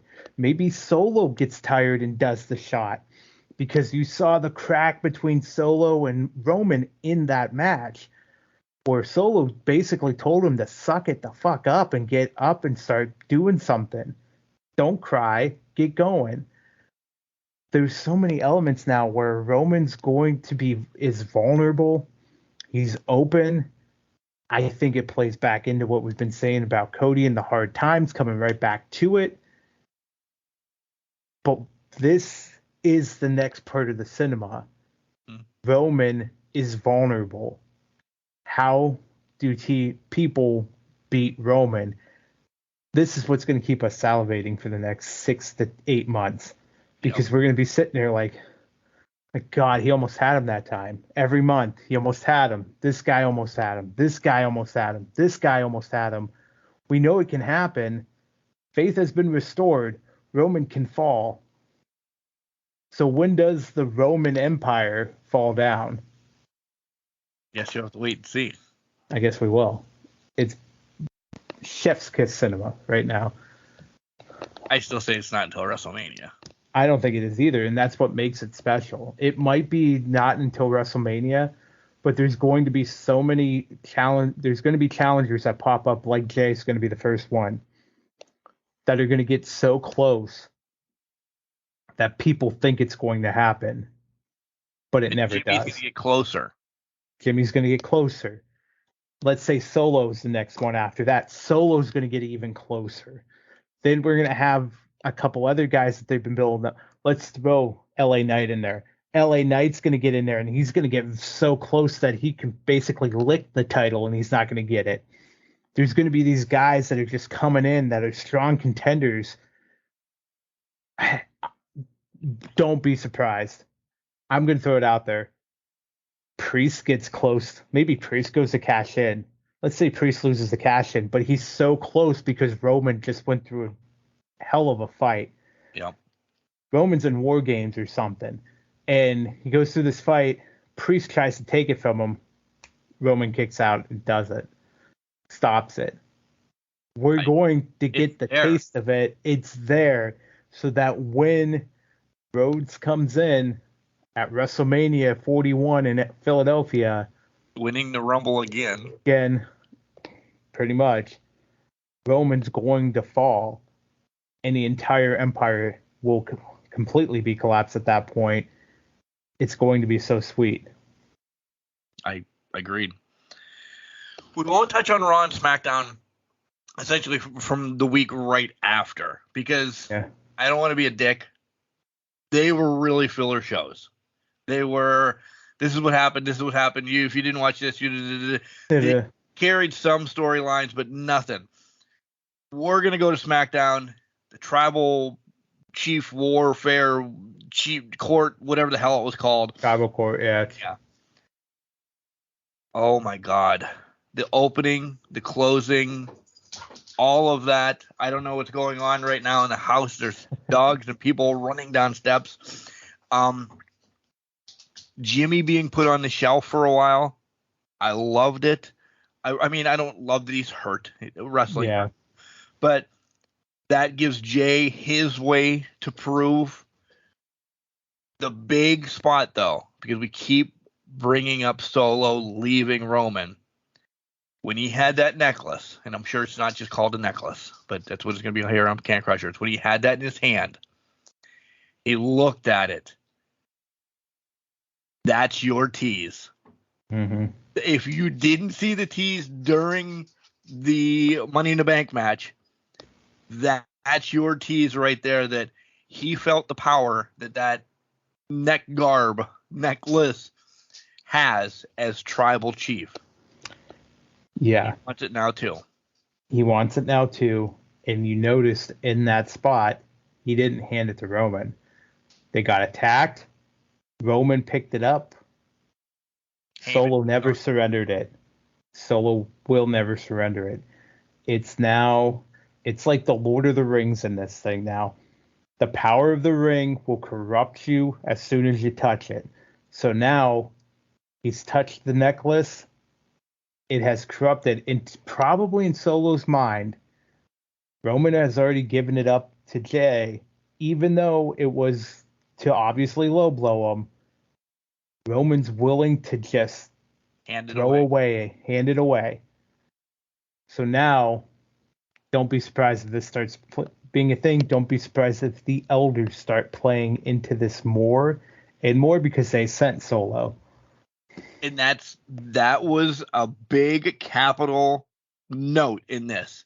We need to now bring up the uncles and the fathers more. If we don't hear, I don't say that they have to be on screen, but if we don't hear of Alpha, of Sika, if we don't get that twinge yet still of it's not happening, maybe for a while, I don't know, I'm still on the fence, of The Rock, again, once this is all said and done, The Rock doesn't need the title. We can still have that battle. We've talked about it to the cows come home of Roman losing the title, and then we're going to have Rock and Roman for the overall head of the table thing. It's still there. We just need Michael Cole. Michael Cole, by the way, was god fucking awful. And I hate saying this about an announcer. I just hated how it's so loud in here I can't hear you. Listen, I have been places where it's deafening. Headsets clear that up. He just played the whole crowd up. Played it up, yeah. But he just played it up way too much. I got sick of it at Money in the Bank. I digress. We do need to hear more about the dads and the uncles and The Rock. And this needs to, I never like anything force-fed, but it just needs to be shoved a little bit about the whole elders. I don't think it gets shoved until Solo becomes this centerpiece of this. So we get through Jimmy, we get through Jay, we get through Jimmy. When Solo becomes that piece, I think that's when the elders become more of a piece. And it's not because they put Solo here. It's because Solo himself, yes, he's been the enforcer, he's been dominant, he's been great. He hasn't been on the roster long enough. So Right. There's not a lot of backing there where people are like, okay, it's Solo. We don't know a lot about his personality. We don't know his accomplishments. I mean, Jimmy and Jay have been around for 13, 14 years. They've done it all. They've held the tag titles. They've taken their shot at Roman. They've done a lot of different things. So it's believable. Solo just hasn't been around long enough to be that believable besides just being that monster, the enforcer that they have. So I think that's when we start seeing the elders start getting pushed more, and more of Rikishi comes in, or Alpha and Sika. And then I think it quiets down. I'm playing what could happen just for you, Mark, to get us to The Rock. So when we think about it, Solo's when the family starts coming in, but then Roman beats Solo. Okay. The uncles, the fathers, the grandfathers, they all subside. The head of the table is set, but then he loses the title. And then that next week, you're not the head of the table anymore. That's when the Brahma Bull, that's when we start playing hell, where he comes out and it's like, you have disgraced this family. You've done this, you've done that, you've sacrificed, you've manipulated. I think we get a year build to. I already know when this is. When is it? It's in Wembley. Yeah, that's exactly where it's going. It's WrestleMania 42. It's in Wembley. 41. No, it's 42. 40. Philly's in Philly. Okay, sorry. Philly's in Philly? Yes, it is. Yeah, 40's in Philly. Sorry. 41. That's exactly where it was going. This is like Cena Rock. You're going to give it a year build, but it's going to be Roman has to build himself back up to get to the mountaintop to face The Rock for the head of the table type thing. And that's where we drop it in Wembley, which makes absolute sense, because if you're going to have a global audience, you're going to put the global star dead center in the middle of Wembley to really attract that audience to Wembley, to get those people. Tony Khan says, nah, I just signed The Rock. Yeah. I'll sign The Rock after I sign Goldberg. Boof. So the Bloodline still has a ton of meat on the bones to continue and roll with, because we plan 2 years right there in probably 15 minutes. We plan 2 years. It is amazing. I don't want this to end. This has probably been, we talked about how the Bloodline has taken over the Horsemen, and this is now the whole Bloodline saga will be one of my all-time favorite storylines. I think it's already cracked the top 2 to 3 for me because it's just been so good for the past 3. We'll say since Sami Zayn came on, it really kicked it in the ass, but it has been a solid developing storyline for many years that you just can't ignore it at this point. Yeah. We'll fast forward a lot of SmackDown and just give you some side notes of things. Sheamus in Theory was a fucking banger until Pretty Deadly came out, and then shit went awry. And hey, Austin Theory won by a schoolboy. I mean, were you excited? Yeah, with tights. Yeah, you know, the Orange Cassidy win. Karrion Kross needs to fucking leave. He's no longer believable as a threat. Like, this was a fast match. Yeah, it was very quick. But listen, head elsewhere, dude. He had all the momentum after Drew. Mm-hmm. I don't know who he pissed off or what he did, but he lost everything. The Edge Waller match. It was a nice showcase for Waller. Edge wins. I think there's more to come on this, though. I was going to say, this seemed like just the first match in a set because it feels like Edge talked down to Waller. So now we need Waller to kind of keep continuing to call out Edge and they need force a second. SummerSlam. Exactly. They forced a second match. The Bianca, Asuka, and Charlotte promo before Asuka came out, I really enjoyed that. Like, that was a good promo piece by them. Like, it really was like, oh, yeah. And then EO comes in, and I love the tease. I did. Yeah. It teased and really cemented in my mind that EO is gunning for Asuka. EO does not care for anybody else in this whole thing. She's coming for Asuka.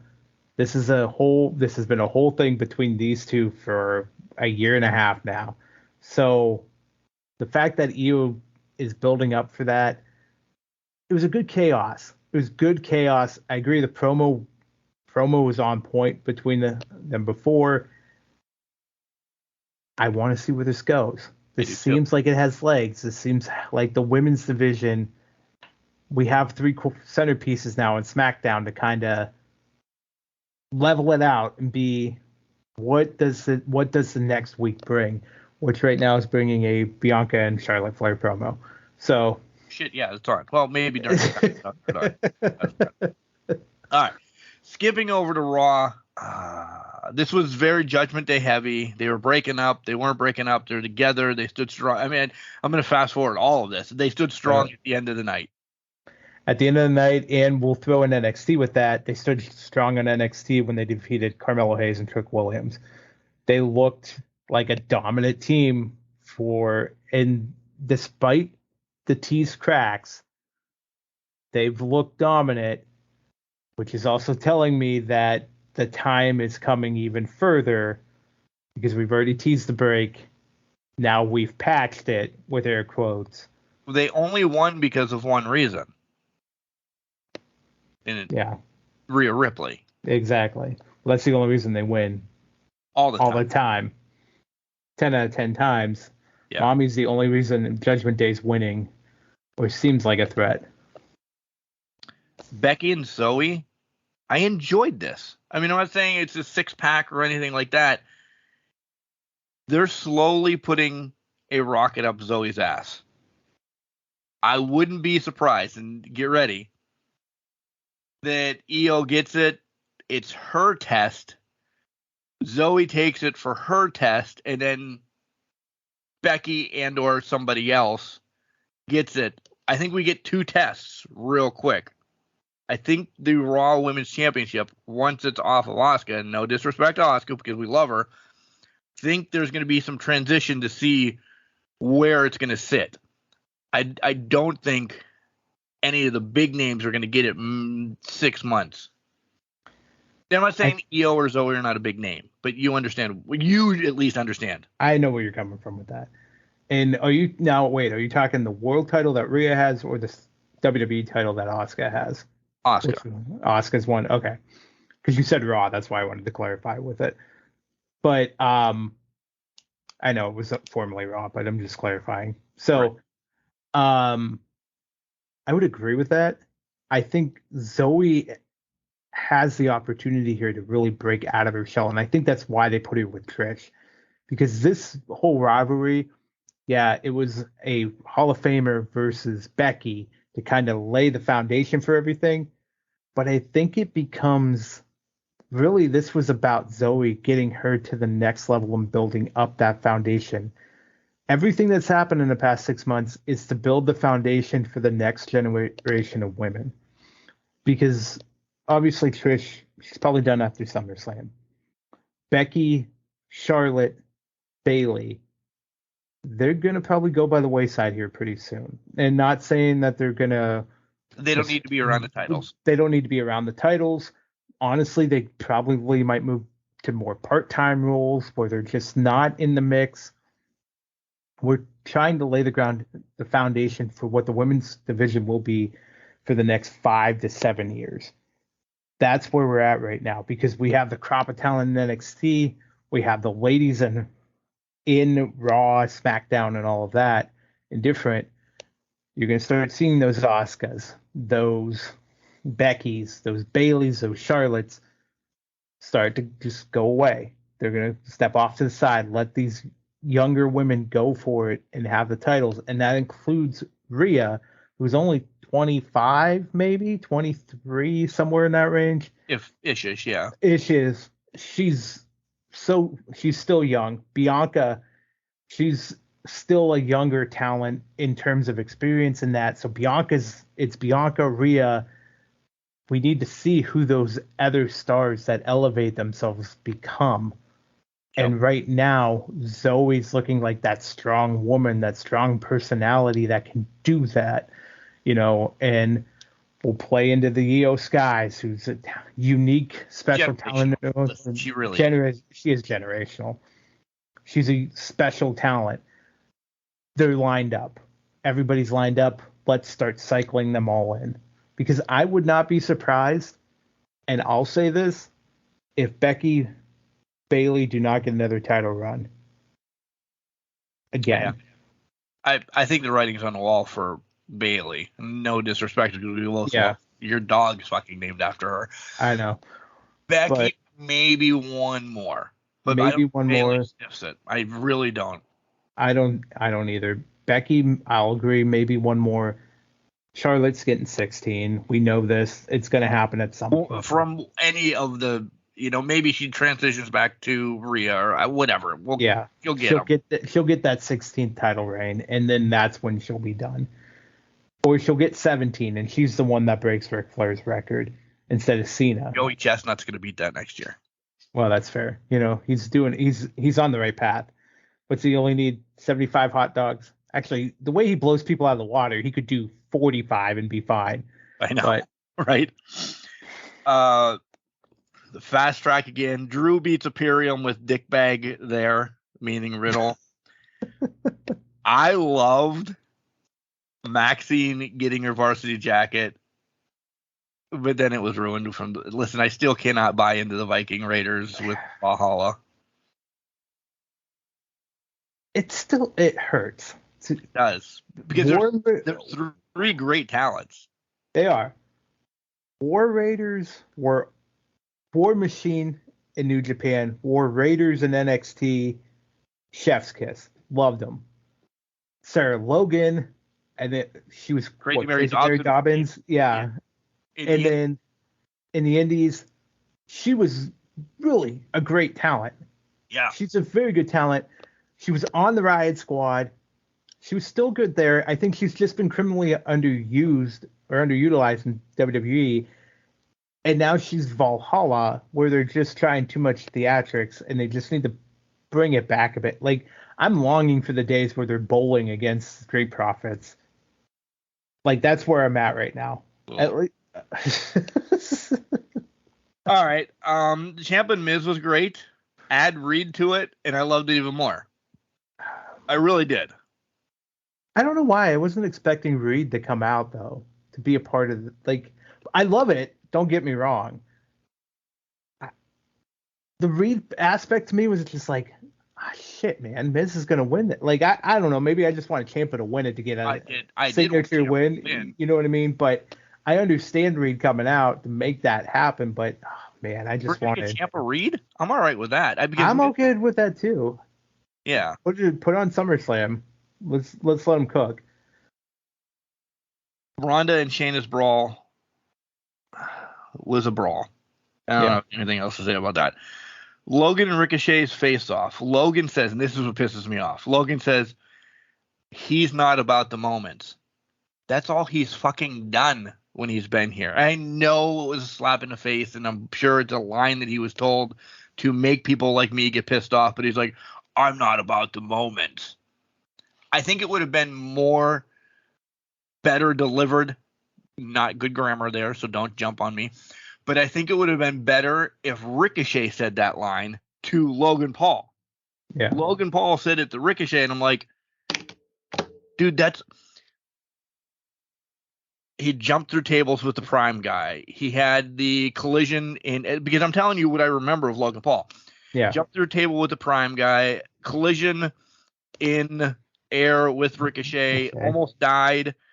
And what else can you tell me about Logan Paul?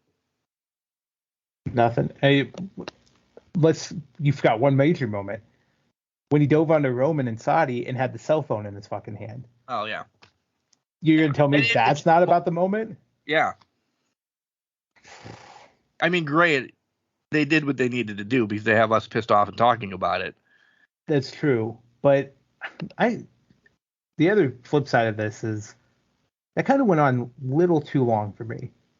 They could have summed that up really quick and then had Ricochet do, which is still amazing, don't get me wrong, flying out of the ring and landing on his feet. Oh, yeah. It was amazing when he did it to Velveteen Dream, and it was still amazing when he did it to Logan Paul. But then again, to also have Logan Paul no-sell it, essentially, after that, right, kind of killed the moment. Yeah. This is going to happen at SummerSlam. It's going to happen at SummerSlam, folks. And it's a spectacle. And that's all it is. Yeah. It's going to be something that we'll talk about. Holy shit, do you see that? In a year, we're like, oh shit, Logan Ricochet fought. Yeah. It's not going to be a match. It's not going to be anything we're going to salivate over. There's going to be, I think the over-under should be 4 stupid ass spots that are extremely dangerous and they shouldn't have done, but that's what's going to happen. I agree. You have anything else you want to bring up WWE wise? Oh, Sonya and I was going to say you didn't even bring up your girls. Oh, is that what you're going with? Okay. Your girls out here getting a title shot and you're just letting them wave in the wind here. They win it, and this is where we get Cal and Liv finally. They're not going to. You know what? I wouldn't be surprised if they won. If they win it, I'll shave my head.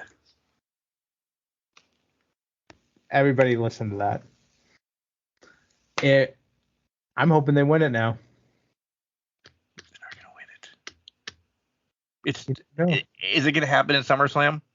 You're going to have a returning Liv, get the title, and then less than a month later, they're going to lose it to. I understand. I'm talking myself into it because you had to get the titles off of Shonda.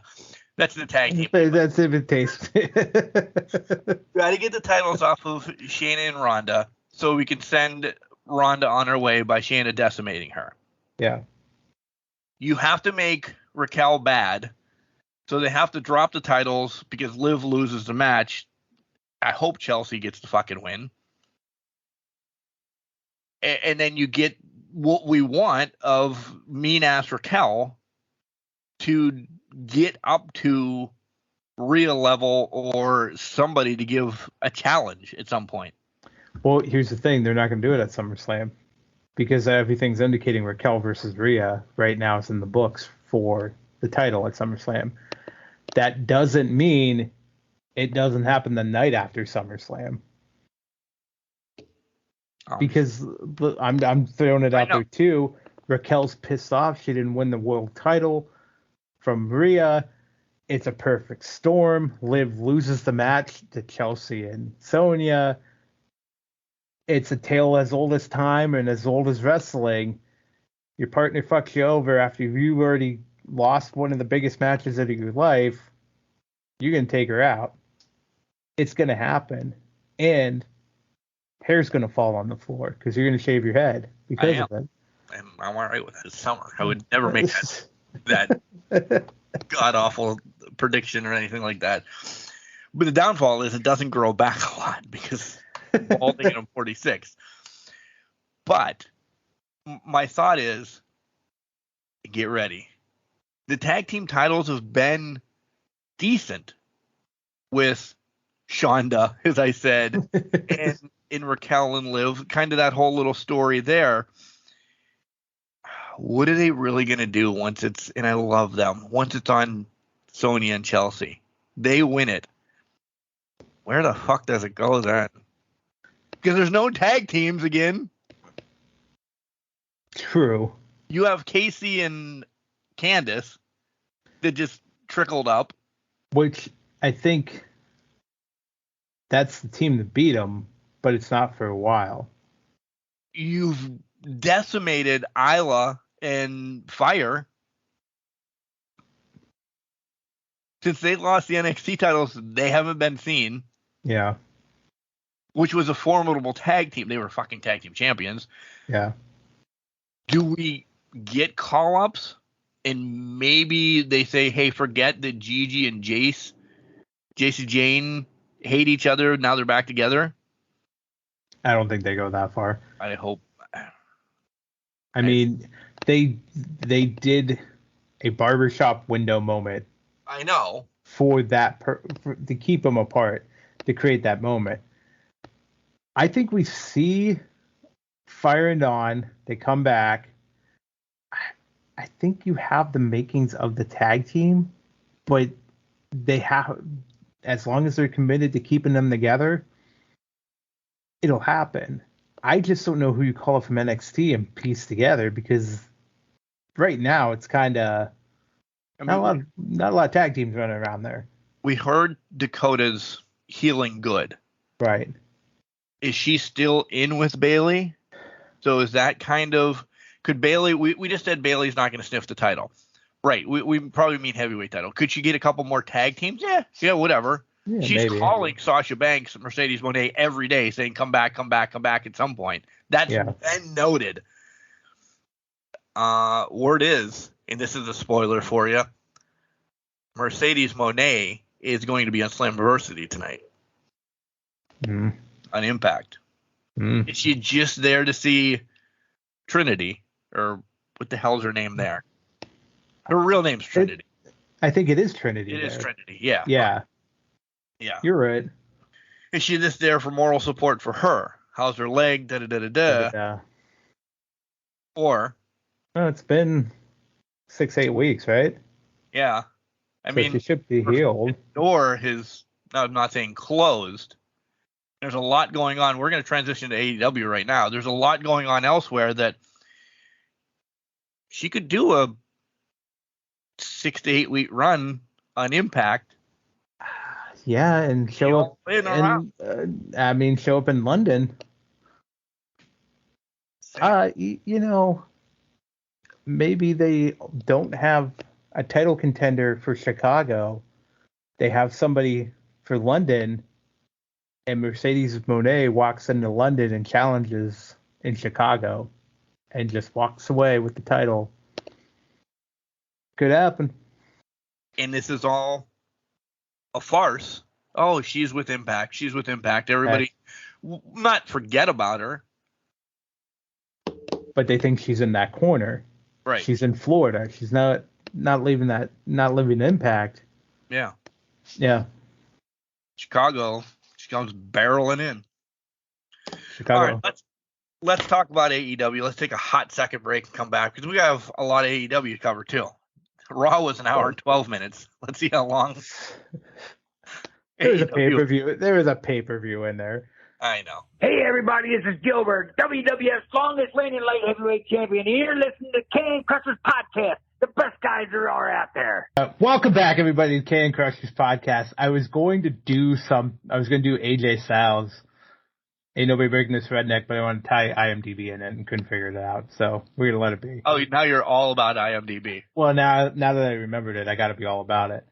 But you should be all about Podurama, too. I'm about all of it. I'm not discriminating over here. I love it all. But I screwed up. I was trying to make it work. You know this. Come on. Listen, it's amateur hour over here. I don't know. You've carried this podcast with me on it for 2+ years, so I don't know what you've expected any different. That is lies. All right. Collision from last week, AEW from last week. Let's dive into this. And let me tell you, for the matches on Collision, the first Collision was pretty epic. Yeah. This one picked back up, though. It did. There was one or two that I'm like, this was meat and potatoes here. Punk starting the show to get the Owen chant. Listen, I didn't tell you right then and there that Punk was going to get his win over Samoa Joe, because we're going to fast forward right to the main event. Might as well stick it. Yeah. But if you didn't know that Punk was getting his win over Samoa Joe just by having him come out first, getting him pumped up, but I'll watch that match again and again and again. Yeah. We didn't need. They're slowly getting a little bit of WWE vibe, though, between Kevin Kelly and Nigel. Yeah. I don't need to hear 85 times that this was 18 years in the making. I got it. I got it from the first hour. We didn't need to say it 75 times during the match. Yeah. Separate yourselves a little bit. Little things like that just get under my skin. But the match itself was fucking 18 years in the making, and it was worth awesome. The wait. Yeah. It really was. It was awesome with the wait. My heart was warmed because I saw Samoa Joe step out of the way from CM Punk during it and then splat on the mat. I'm secretly loving that the whole time. That was... There was a long time between Samoa Joe stepping out of the way and him jumping down. Like, I know. You couldn't turn around and look to see what he was moving. But overall, I loved it. I loved the tease that they were going to say at the end that, okay, we're good to go, and then Joe just chokes him out again. Joe's making it feel like he's going to be very much around the finals and very much in Punk's business going forward. As if the TV title for ROH is just not enough to captivate Joe's attention right now. He now has this low-hanging fruit that is going to be a chef's kiss where we might be seeing this again in All In, All Out. Well, yeah, I think it was one time. This was not a one-time shtick. No. But we said it as soon as the tournament came out. This, again, Ricky Starks, man. We love him. Punk will get choked out, but he's still going to win the match in the Owen Hart title. We're not making like bold predictions that we're putting the six-pack on the line or anything like that, but you guys will already know, or actually you won't. You'll be ready to watch it tonight. By the time we talk about it, you'll know something's going to happen, but Punk's still going to win this tournament. It has to be. Let me be the dick. What do you get out of this if Starks wins it? I hate to say it that way. Here's the problem with it, because it's Starks. If this was like Hobbs again, okay? Let me throw this out there, though. If Hobbs wins the tournament because Joe chokes out Punk, screws Punk over, Hobbs gets a kick in the ass, right? Because it's a heel thing. Heel wins it.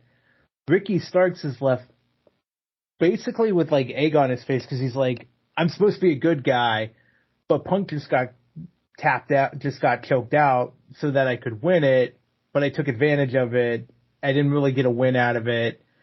It's always tainted. You know what I mean? Starks doesn't get anything good out of this. Nothing. If he beats Punk clean, he gets the world, but he's not going to. No. If he beats Punk, it's because Joe. It's because of Joe. And it's tainted. Exactly. Starks is just not in a good place. He's lose in this match. The only thing that we can say is, hey, you made it to the finals, but Starks is just not. He always has that glass ceiling just cutting him off. Like, it's just something's not jiving with it. He shouldn't have made it to the finals because we get another fucking turn from Hobbs. I am done with Hobbs. Well, that was my point, was if Hobbs wins that match, right, Starks avoids this whole scenario. Starks is in a good place. Right. It also builds in the history between Hobbs and Starks of Starks can't beat Hobbs, so that when it's for like an actual title down the line, and let's say they both have a title, there's that history is there. Yes, you could call the rubber match, but Hobbs is more believable in the role of being the heel that wins hook or by crook. I mean, I loved that Hobbs came out in the black and pink during this match. It was fantastic tribute. Loved it. But that also signaled to me that he was losing because you got to wear the singlet at least once in the tournament. And if you ain't getting past that match, you might as well wear it during that match, right? What a shitty way, though. Yeah. It's so bad. I mean, I'm glad he's away from the QTV bullshit, especially after that god-awful rap that went out Wednesday night. Oh. But, again, does he go... this year than Big Show did his whole career. Fair. But I also think he's going to go into obscurity again. Like, he's going to disappear, and we're going to get 14 books of Hobbs that get written in that time till he comes back. Right? Like, that's just where we're at with Hobbs now. Of Hobbs, the book. I'm sorry, but I want Hobbs running fucking through people. The son of a bitch is talented. He's got better everything. On the fight. His name, for God's sakes, he named him Powerhouse Hobbs. Let him powerhouse his ass through people and be this monster. I'm not going on the monster rant. Woosah. Woosah, because we're bringing Lance Archer back to lose in about a week and a half here at some point to somebody. And that's what because we're going to link this all together. Yeah. You're going to get AEW in a fucking nutshell. It might not be a nutshell, but we're just going to be all over the place. We get a goddamn 5-minute promo about Lance Archer coming back because, listen, whatever he does in Japan and over there, he is booked differently. I was excited when his name came up that he was going to be in AEW because I remember the things that he's done. He hasn't done shit over here that I don't give a shit what promo you give me that he's coming back. No disrespect against Trent. He's fighting Trent fucking Beretta. Or he did, compared to when you're listening to this. Good. He's going to get a win over Trent Beretta. Yeah. He's going to get a win, and then he'll fight somebody on Dynamite and get a loss. And then he's gone. And I'm not being a dick. The loss is going to be Action Andrade is going to beat him, who has been buried too. But we're going to build him back up now. Oh, let's forget about him. Yeah. Larcher. I'm so mad right now. Archer has been booked horribly. Horribly. I don't know how you can bring him back to being the monster that you want him to be. I don't know. And I don't care right now. It would take 6 months of him just running through people. Not even sniffing a title, just running through significant people. Not... No, it's got to be, I hate to say this, it's got to be Wardlow when he comes back. It's got to be Hobbs. It has to be these big names. It can't be Aaron Solo and Camarado and... In a local talent that you beat on Dark Elevation 5 weeks in a row. It can't be. No. It has to be Hobbs. It has to be Wardlow. It has to be... I'm not even going to say Luchasaurus because he's technically the TNT champion, but it has to be these bigger names, bigger guys that it makes sense so that it puts him in that upper echelon of, he's a fucking monster. You know, he's back to being a monster. Then I'm believing it. But I don't think that's the case. I'm betting $5, Mark, in 2 to 3 weeks, he's losing to Hobbs. That's Hobbs' rebound. Archer is going to be here. He's going to dominate maybe this week. Maybe he'll dominate on Dynamite next week. Against Chuck Taylor. Against Chuck Taylor, who needs to get revenge because of Trent Beretta. And then it's Archer and Hobbs in a week and a half. Or in a week after that at Dynamite. And it's Hobbs gets a win and Archer's gone again. So, these monsters, man. So many monsters, so many big guys. That they could. Another one. Miro's another one. Keep promo about he wants to hurt people like they try to hurt him. Unleash him. Yeah. Let him go. Stop with the promos. Just let him run rickshaw. Everybody, any big guy that's come through there, Keith Lee especially should have just been by himself. He was destroyed with Swerve. And you know what?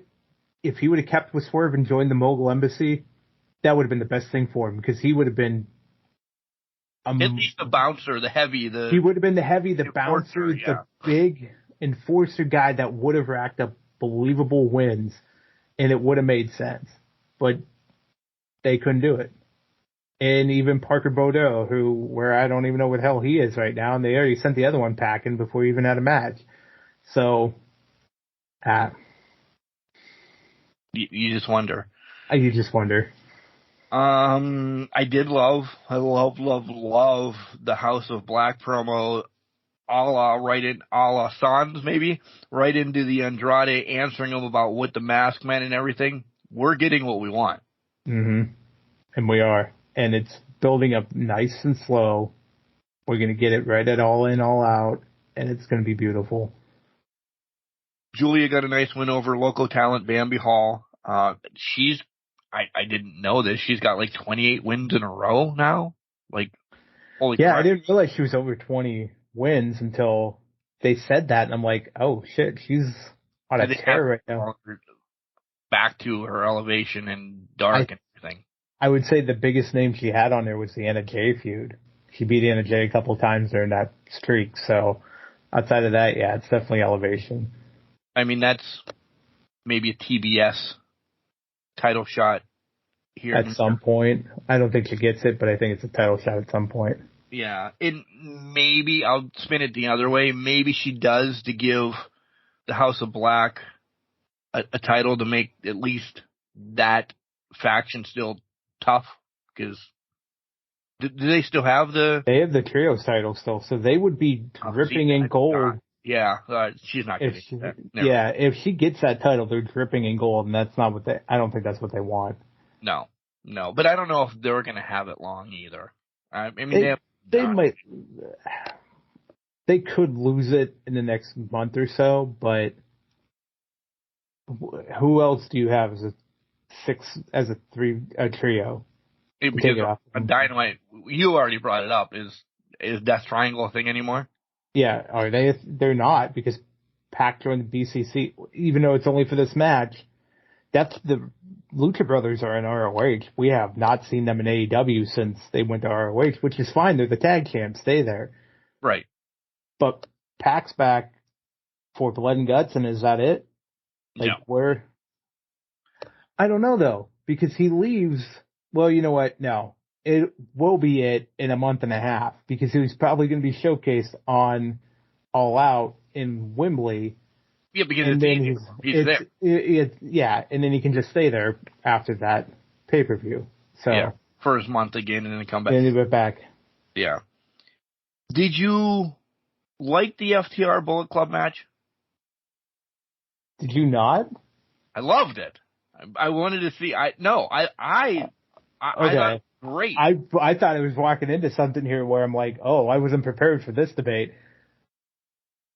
I loved it. I want more of it. We're getting more of it. We're going to get more of it. But I also have a complaint about it because I think it should be on Battle of the Belts. I do too. I think it should be the There's only one belt match on the Battle of the Belts, I think, right? Exactly. Yes, it's only the TNT title.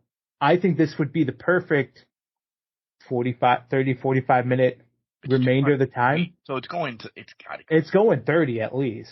Yeah. So it's 2 out of 3 falls. I think it should be on Battle of the Belts, but they're going to squish it on Collision in between the Owen Hart stuff, probably. I think that's a dumb move. I think you put this on Battle of the Belts, and finally we have a Battle of the Belts that's worth watching. I'm going to be honest, guys. We haven't had that in the other 7 iterations. For the Lucha match. Well, he's beating Shawn Spears. I mean, the chairman's not going to win this match. He can't. They just took away his weapon. They banned his chair shot to the head. And he's only wrestling he said he's only wrestling because it's in Canada. Yeah, that's pretty much it. I mean, Cassie's going to come back to wrestling soon. Yeah. He's staying home. He's content. He'll wrestle every once in a while. He'll do stuff in Canada. To see him daily, weekly, whatever, you're not going to see Shawn Spears that much anymore. No, he will stay home, which he's perfectly fine to. Run his wrestling school. Good for him. Good for him. Enjoy it. He doesn't have to worry about Shawn Michaels kicking him in the middle of hallways anymore or anything like that. So, I don't blame him one bit. No. We're ripping through last week's Collision, by the way. I did like we talked about the Hobbs-Starks match, the Starks won everything. Before QT and all that baloney, this was another banger for these two. It was. And it was the match I wanted them to have when Hobbs destroyed Starks in 6 minutes. Yes. This is the match I wanted them to have, and this was fantastic. So we know they can have the chemistry, and we know they can do it. So now it just makes me think, who did Starks piss off 6 to 8 months ago to have a 6-minute loss? I digress. I think this was a great match. It was fantastic. If it wasn't on the same show as FTR and the Bullet Club and Punk and Joe, would have been a better match. Better match. It would have been the main event, but you can't compete with two legends and then 2 tag teams that are just on top of their fucking game. Jay White finally showed something to me. Juice. You took the words right out of my mouth. This was their best showing. It's probably because of FTR. Of who they were in the ring with. Yeah. Yeah. Do we get new champions? I'm starting to think that. And maybe that's what they want us to think. But I also don't know. Because I feel like they're not the tag champs of that Bullet Club now. Because over the past 2 weeks, it was official. The Guns are Bullet Club Gold. Which, fuck yeah. I mean, it makes sense. And they needed it. Also, their names are Gun, so they fit right in with the Bullet Club. I never expected. I'm ahead of you, and I'm going to ruin it for you. I didn't think I'd see Bailey and Io walk out together again. Oh, I had the LWO come up on my screen. I don't know what's going on. You're a minute behind then or so. Oh, yeah, because Zelina's still in the ring. She's dancing on the corner. Yeah, I'm about a minute behind. Yeah, I definitely, maybe I missed something last week.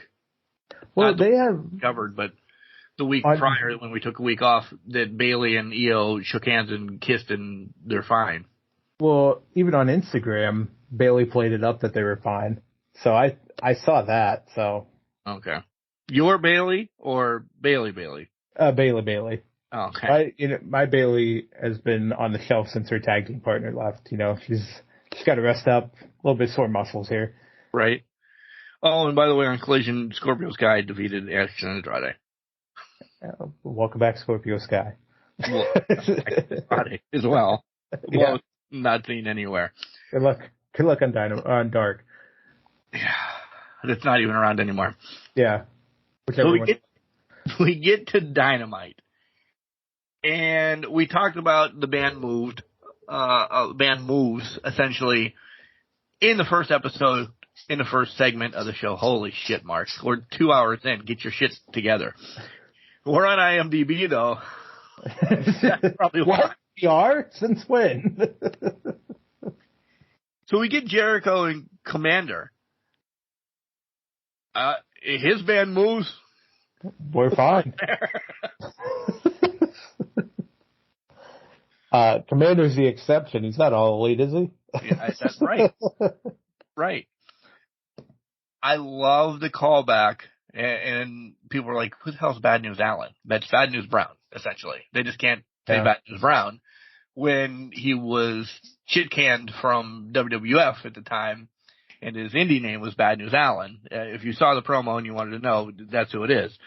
I love this reference back. I really do. Yeah.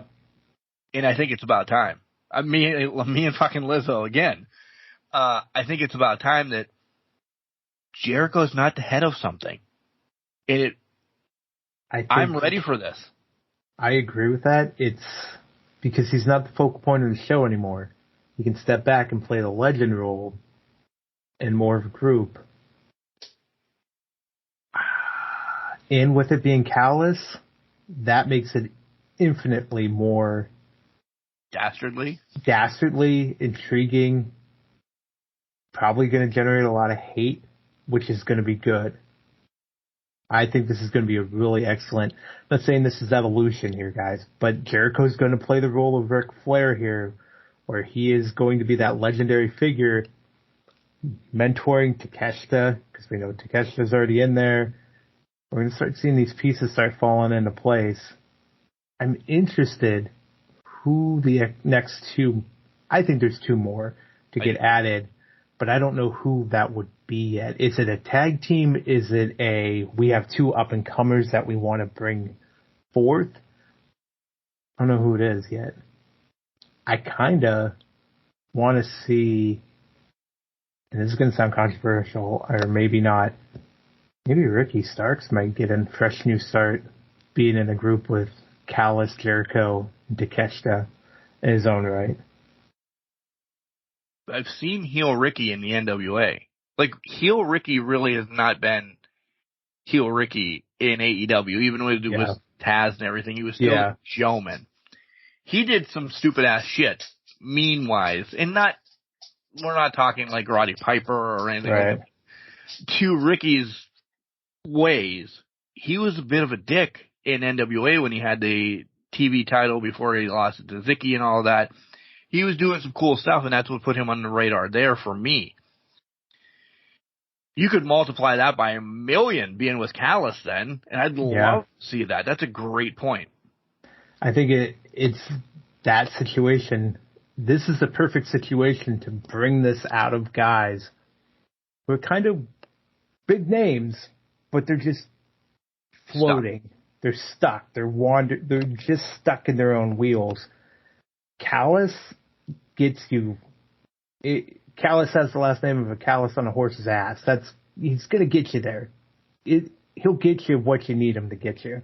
So I like it a lot.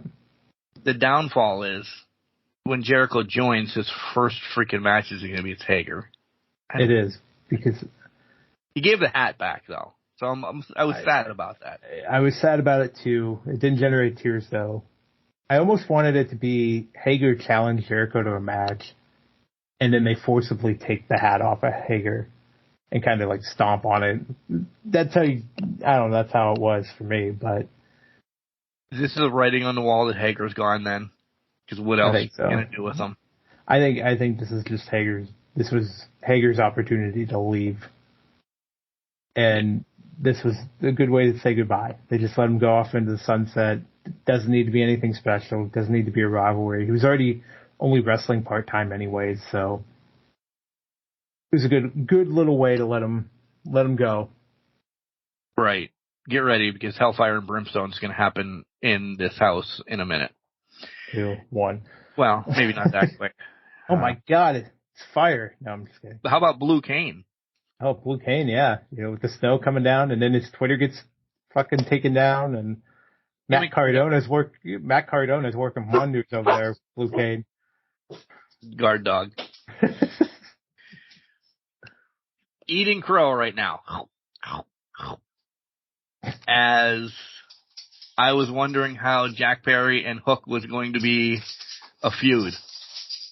I'm enjoying the running and jumping in and out of cars and being Doom hiding in the car and attacking. Yeah.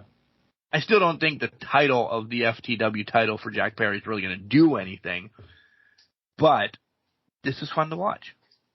It's a nice little fun segment going back and forth. How do you get him away from the car to make it that much sweeter? Is it we're just playing Keystone Cops here until the match actually happens, which is fine.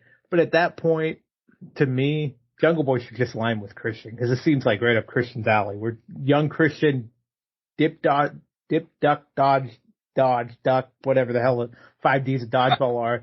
We're just fucking doing this right now. And this just has young Christian with that terrible singlet and the fucking pants running around. But he just left him. I know, but it makes sense. I'm not knocking it. He's embracing what he wanted from him, right? Yep. Honestly, if they rejoined, it's not lazy storytelling. It's a thing of actual kind of beauty because he's like, now that you've embraced this, let's do it again. And then you have Luchasaurus, you have Jack Perry back together. It's not going to be the same. It's going to be something that they desperately needed. Oh, yeah. So. Yeah, they can't. Their face run, Luchasaurus 1, I don't think is ever a face. He just looks menacing. There's people that just never should have been a face. Jack can play both. I'm liking so far this dickhead Jack. I really am. I am too.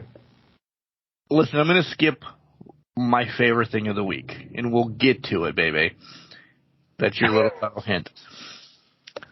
Orange Cassidy, Darby against Sammy and Garcia.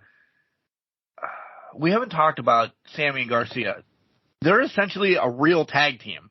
At one point, they're in the JAS. So how can it be that they were just randomly fucking picked?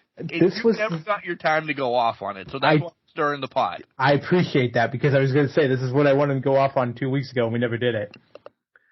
The Blind Eliminator Tournament has half the teams that have teamed before and half the teams that have not. And half the teams that have not are fucking great pairings. I mean, you got MJF, Adam Cole, fucking Cage, and Big Bill. Holy shit, that's a team that I love. But then you have guys like Swerve and Keith Lee, which I'll give that pass to because they had broken up. They were mortal enemies. Okay, they brought them back together. Whatever. That makes a little bit of drama. Right. I could have seen them winning a match just because they were a team at one point. The chemistry, it just happens. But then we throw Sammy and Garcia together, which they're in a fucking faction. They're in the JAS. What the fuck are you doing? Orange Cassidy and Darby Allin have been teaming together for the past 6 fucking months. That's not a blind eliminator. That's not a blind draw. That's paying somebody off and saying, this is my best friend. I'd like to play tag with him right now. Yeah. There was no point to that. Like, it's like they gave up halfway through and they're like, oh, we just got to extend some storylines here, so we're going to just throw these guys together to make it kind of fucking work. If you switch two people, you put Sammy and Darby together and then Orange and Garcia. Yeah. I'd believe that it was blind. I would love that. Absolutely love that. That's a blind fucking pull. I mean, Matt Hardy and Jeff Jarrett, that was a fantastic pull. Two legends. Much as they should probably ride into the sunset together. Yeah, but two legends, it worked. It was a blind pull. But these two, Swerve and Keith Lee, come on, guys. That just got lazy halfway through. Like, oh, well. We ran out of teams. Fuck, we ran out of teams. Action and Andretti's not ready yet. Let's throw Sammy and Garcia back together. If they would have thrown Action and Orange Cassidy together, perfect. Right. And here's why. Once Action and Andretti's running all over the field ring, Orange Cassidy's playing this slot, just whatever, laissez-faire, just kind of whatnot. That's a fucking great team. Let's make that happen. This blind eliminate. We know it's MJF and Adam Cole. Unless. And my thoughts are, listen, if one night we get tag team champions, are we getting new champions a week later? That's the other thing. Is it? Well, let's bring that up. Let's go down that route. Okay, Bullet Club Gold gets the tag titles here from FTR. Okay, it's a heel team with the tag titles. MJF and Adam Cole get that big pop. Your hottest fucking team right now. I don't give two shits. It's them. Yeah. It's them. FTR is, I don't want to say cooled off. They're champs. They're always awesome. Yeah. But they've cooled off. Now the Acclaimed is gone. Gone. Basically, they've been doing trios matches. They're fighting with QTV now. Whatever. And like you said, that amazing rap. And that fucking rap, that whatever the hell that was. But it's down to, it's MJF and Adam Cole, baby. People are cheering for a double clothesline to win a fucking match. Right. That's how over this, we knew that was going to be the end game of this blind eliminator, was these two together. And it made sense, and they were going to get tag title shots. Just make it more believable next time. Give me 8 different teams that are just absolutely, give me different. One of them. Give me Big Bill and a local talent in every city. That's a blind eliminator. Awesome. Big Bill does most of it. The local talent just gets squashed. Big Bill comes in with the hot tag. He gets them to the finals. Fantastic. That would be something. But they just fucking got lazy with 3 of the teams. And I don't know why. So go down that path. Yeah. Let's say the Bullet Club defeats FTR, gets the titles. Mm-hmm. They're a notable team. Yeah. So it saves FTR, not that FTR needs saved, but it saves FTR. They're out of this shtick now. They can go on and do whatever they want with somebody else. Maybe they head to ROH for a little bit. Well, I don't know. Whatever. The sad thing is I'm putting FTR on the shelf for a minute.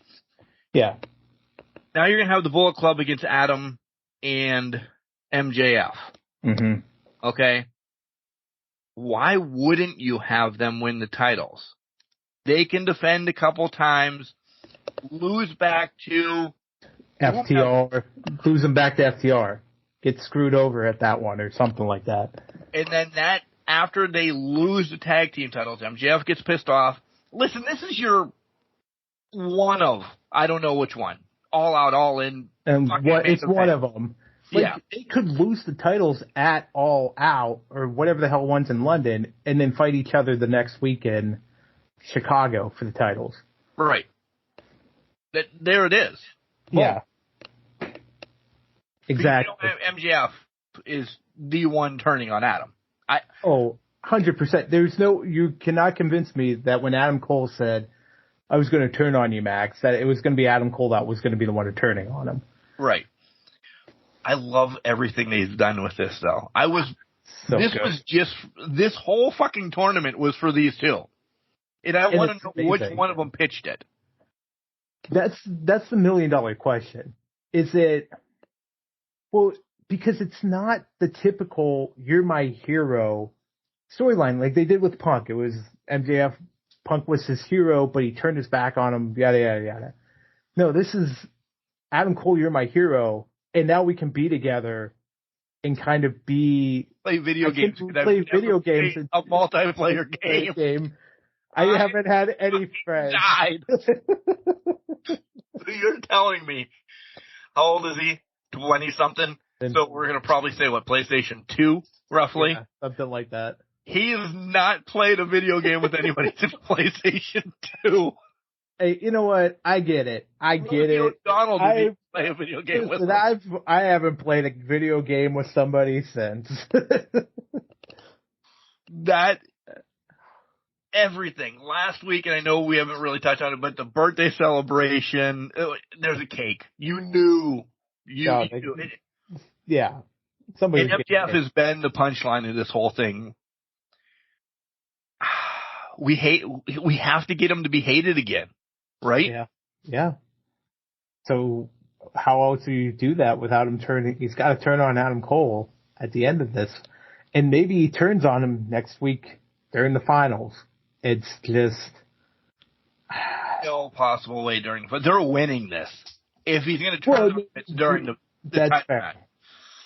In the title match, maybe they're trying their hardest, or well, here's the other thing, Mark.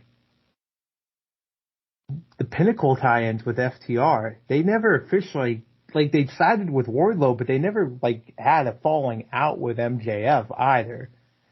So maybe MJF plays a conflicted card here with it. I mean, he's already tried to call in sick against Big Bill and Brian Cage, so. I know. Prior, they went to the bar. Yeah. Women, and Adam's like, I really like Britt. He said it like a sixth grader going on his first date, by the way. Britt and I are really close. I really like Britt. We're going to go to Teens in Motion, and I'm going to hold her hips and dance to Every Rose Has Its Thorn. And then we're going to go stand on the opposite sides of the cafeteria for the whole rest of the dance. Yeah, and have Roddy go over, go tell Britt I like her. Yeah. Roddy runs over. I'm fucking enamored by this. It is so. When I say stupid, I mean stupid good. I didn't think I was gonna. I'm like, this is just gonna be whatever. Mankind Rock and Sock Connection, or Shawn Michaels and this, or Daniel Bryan and Kane, or like a fourth. This has been so. This is the humor that I like, folks. This has been so stupid that I'm like, every week it catches you, and the fucking entrances are fucking. Oh. So, Ruby against Sky Blue. Listen, I think we all wanted Sky Blue to win, get her a little rub or come up and everything, but it's just not going to happen. No. Our prediction essentially is Ruby takes it. Willow gets her big win over Athena, setting up probably an ROH title match, which I think she could possibly get from Athena down the line, but it's not anytime soon. But right. It's going to set up that title match. We'll see what happens, but yeah, this has Ruby written all over it. Yeah. What did you think of Nick Wayne and Swerve?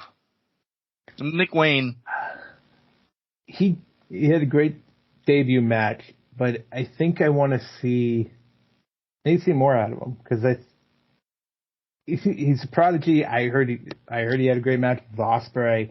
Right. Swerve and him have done this before, so it was the safe option to put him against Swerve. It also furthers what seems to be Darby and Swerve storyline going forward. I don't know. I'll also say this. Not a fan of his jumping cutter because everybody's got a springboard cutter now. Yeah. I'm glad he didn't get the win. With Swerve screwing Darby over, I thought, well, this is the way Nick's going to get his first win. And it's going to be like, how can I be vested into him? I'm still not vested into him, so to speak. But at least he just took a loss. Okay. I did like, however, they've basically written him out of TV right now with that arm spot. So I think that was excellent. They gave him his first match after he just turned 18, gave him the platform. They did it. They threw the wrestling prodigy out there 2 days after he turns 18. Now it's, okay, bring it back. You're all elite now. You can do whatever you need to do, but we have you written out again. Maybe we see him in the Casino Battle Royal. Yeah. We're not building him up to anything yet, but you'll see him pop on and off for a little bit. He's going to pop in and out very much. So don't be surprised if we just start showing up on ROH or just somewhere, somehow, just kind of playing it. Rampage against Bob Local. Local, yeah. It could be that too. You know, Bob Local on Rampage. It could be something, just picking up small wins here and there. But yeah, I mean, it was a good showcase for him. I liked it, but at the same time, again, they needed Swerve to get a victory, so his rivalry with Darby Allin is believable, essentially. Back to the Adam Cole match. The Adam Cole, MJF, Big Bill, and that body slam, by the way. That body slam, and if I don't say it, I'm going to be pissed at myself, was bigger than Andre and Hogan and Lex and Yoko. That was so much. It did so much more than wrestling than you know. It would have been better if I did it during the spot, but I still got it in. That's... I appreciate that. It did. It got a bigger pop. I think it got a bigger pop than the Silverdome. Yeah, I'm sure. Then we find out, because we already talked about Lance Archer, we find out who the fifth man is for each side. Callis comes out, calls Kenny Coward, he comes out. Kenny gets his ass beat by the BCC. Pac hits him in the chair. I was shocked that it was Pac. And I know we made references. I was really shocked that it was Pac. I thought we were going across seas again for somebody on both sides. And we do clearly on the other side. But I thought, all right, he's going to bring in somebody else. I don't know, somebody that we've seen before, but it was just going to be like, oh my God, he's joining the BCC for tonight. That's cool. Yeah. Yeah. Your point, I think Death Triangle's done. And I think Pac is, when he floats in and out, is BCC. I think he's very much BCC. Or, hey, we could be surprised and he's Don Callis' Enterprise member too. One of the two. But I completely agree. Death Triangle's done. It's over with. They've moved away from it. So Pac now is just coming in and out and piecing things. He'll show up when he needs to, go away when he needs to, that type of thing. I think it was a smart play to bring in Pac for Blood and Guts. I think that's a unique twist to it because I would have never seen this coming. Like you, I never saw Pac, never even thought Pac was a possibility at that point. I honestly didn't think we were going to get him until Wembley again. Yeah, like as a surprise, just kind of how you do, or just knock somebody out. Yep, exactly. And then come over for the month after to do, all in over there, all out over here. Grand Slam, and go back over for a couple months, and then Yeah. We'll see. And then Kenny's getting his ass beat. Ibushi? Golden Lovers. What? We're getting them. I was shocked. Yeah. Like, I feel like I shouldn't have been shocked, but I was shocked. Because isn't Ibushi, wasn't he on the shelf? Wasn't he injured? I thought. I think that's where my shock comes from. Is like, I thought he was injured, and hell of a first match back if that's coming back from injury. Yeah. He's clearly not in America yet, by the way. Yeah. He's probably flying in Wednesday or Tuesday night or something like that. Yeah. I'll take it. I was wondering who they were going to get. I thought we were going to, and I'm going to say generic picks. I thought we were going to get generic picks of, hey, I don't know, somebody. I don't know, but I thought they were both going to be kind of to linger the Forbidden Door storyline one more time. This breaks the storyline of Forbidden Door. Well, like, I thought for the Elite, maybe we'll get Eddie again, just kind of, even though they hate each other, he'd go to war just to get Claudio one last time. You know what I mean? Right. Or for the BCC, they could have picked Umino, could have still been lingering around in the U.S., and they just brought him back and said, you're in this now. Although him high-fiving fans probably lost him that right. So probably did. You're supposed to be the bad guy. You're supposed to be the bad guy. Get the hell out of the crowd. But, I mean, it just depends on what they were trying to do, but 2 great picks. This is going to be... Next week, I mean, I'm done for this week. Yeah. I'm trying to figure out who's jumping off the cage, though, because somebody's doing a cage spot. I have to imagine it's one of the Jacksons. It has to be. I don't know which one, but... I don't know. I'm playing it through my head. I'm just trying to figure out how the fuck they're going to do it. And as long as there's not a big fucking pillow down there like when Jericho fell. And and they showed it. Was the other worst thing. Look at this camera angle. See that pillow? He's going to fall onto that. I understand. I do. This next week of wrestling that starts today for you guys, that carries over to when we come back, closer to episode 500. That might be the 500th time you've mentioned 500. I'm trying. It's going to be really good. Like, I think AEW is really bringing it this week. We shit on Battle of the Belts, and it deserves to be. Rampage could be, but Collision I think is going to be really good. Like, I'm thoroughly... It's going to be ruined for me, though. Like, I have to post stuff. I have to see stuff. I'm going to know before I watch any match. Yeah. Because of the internet and everything. But I can't Crushers Wrestling Podcast on Facebook. Can't be dead for a week until I watch these. We're on IMDb now. We have to be on top of things. We are. You're right. We are. So I'm going to know all results before I watch it. But I'm super excited to watch the Punk Starks match. Listen, we predicted. Let's do a little predictions.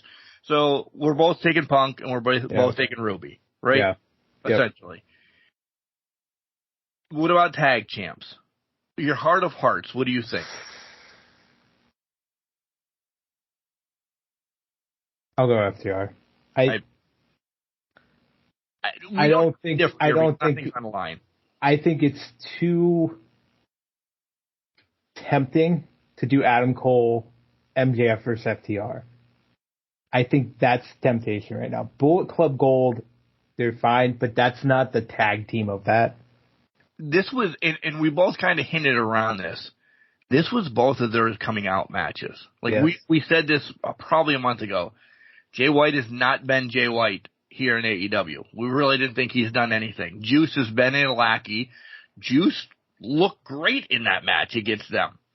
It's 2 out of 3. You would imagine Cheap first, or I don't know. However, FTR first, and then Cheap second, or something like that.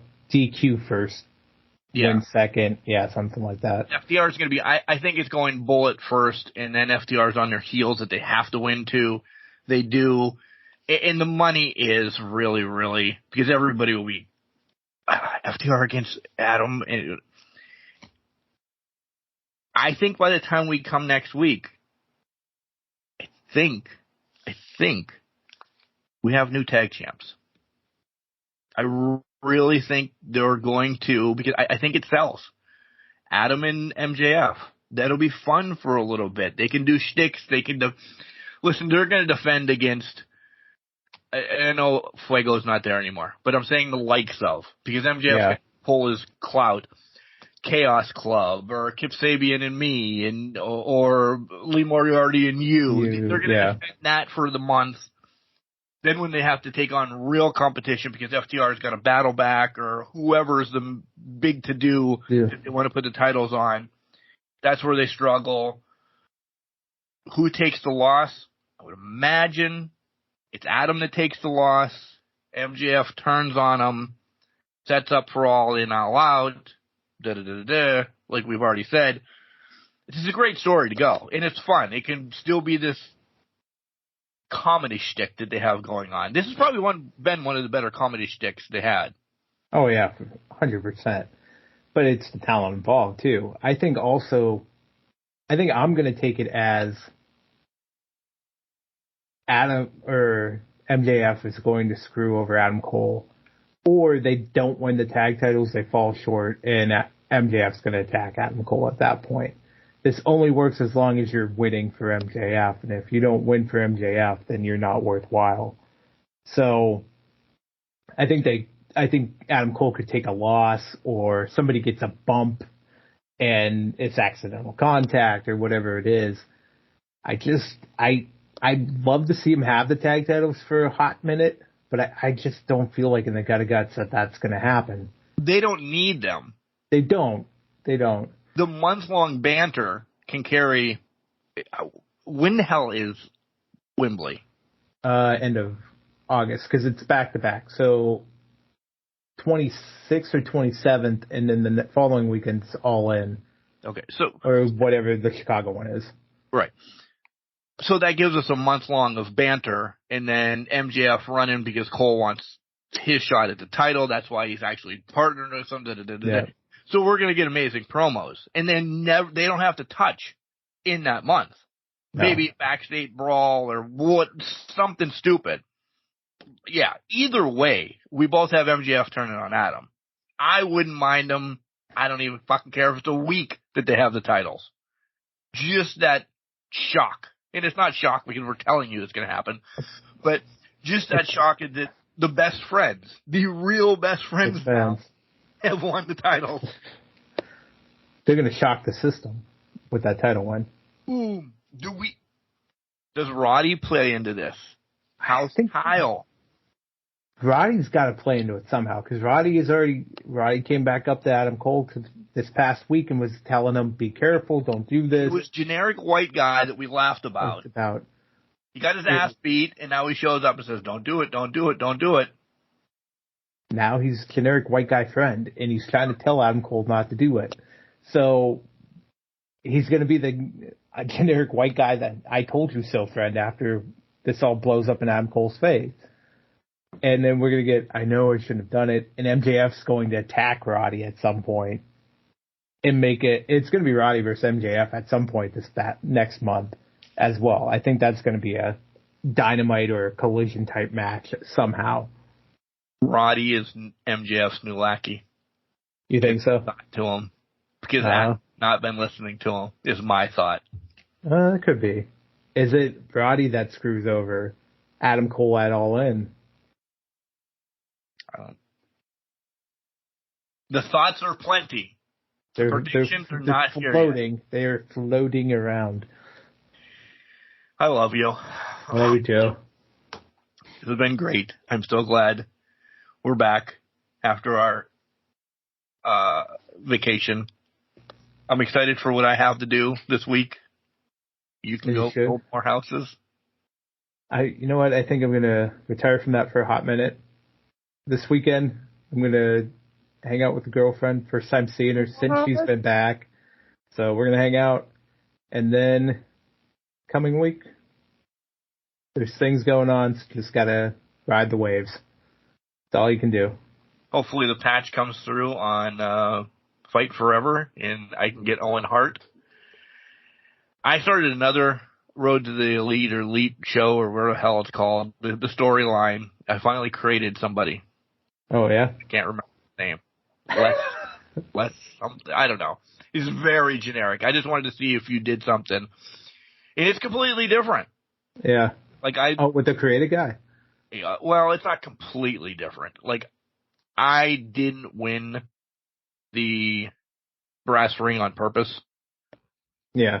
And then it sended me down a different path. So I'm enjoying it. Well, I didn't win it at all, so I'm down that different path right now with Miro, so that's just where we're at. I wanted to win everything when I played with Kenny Omega, so I played it on easy. I crushed it all. I don't know what happened. I don't know what happened in that casino battle royal, but I lost it somehow, and I was pissed.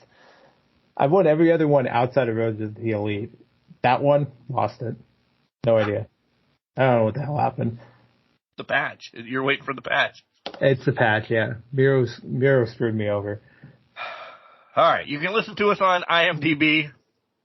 You can listen to us on Podurama. make sure you sign up for that. Right now you get 50% off the lifetime membership. Click the link in our website or the show notes or anything like that. That's really cool. It's probably the best promotion you're going to get on Podurama. 50% off is fucking amazing. That's fucking great deal. Yeah. So if you want to be part of that, get part of that. Thank you, first and foremost, Can Crusher Nation, because we made a mockery of – I made a mockery. He is not. I've made a mockery about 500 coming up. I'm really happy about that. Made a mockery about being on IMDb, Podurama reaching out to us and being part of all of that now, being linked essentially with the bigs. This wouldn't have happened without you, Can Crusher Nation. Otherwise, Agreed. I'm just talking to friends, and it's just us talking. So thank you from the bottom of my heart. You'll get more of this on number 500, which is close. Yes. As of right now, September 16th, in case anything happens. Thank you, everyone. Greatly appreciate it. Thank you for letting us talk to you. Let me talk at you. And we did. Yeah. Yeah. Remember, just because you're trash. Holy shit, I haven't said this in 2 weeks. I forgot. You good on that? What is going on over there? Remember, just because you're trash doesn't mean you can't do great things. You're a garbage can, not a garbage cannot. Make sure you tell your loved ones that you love them. Because you never know.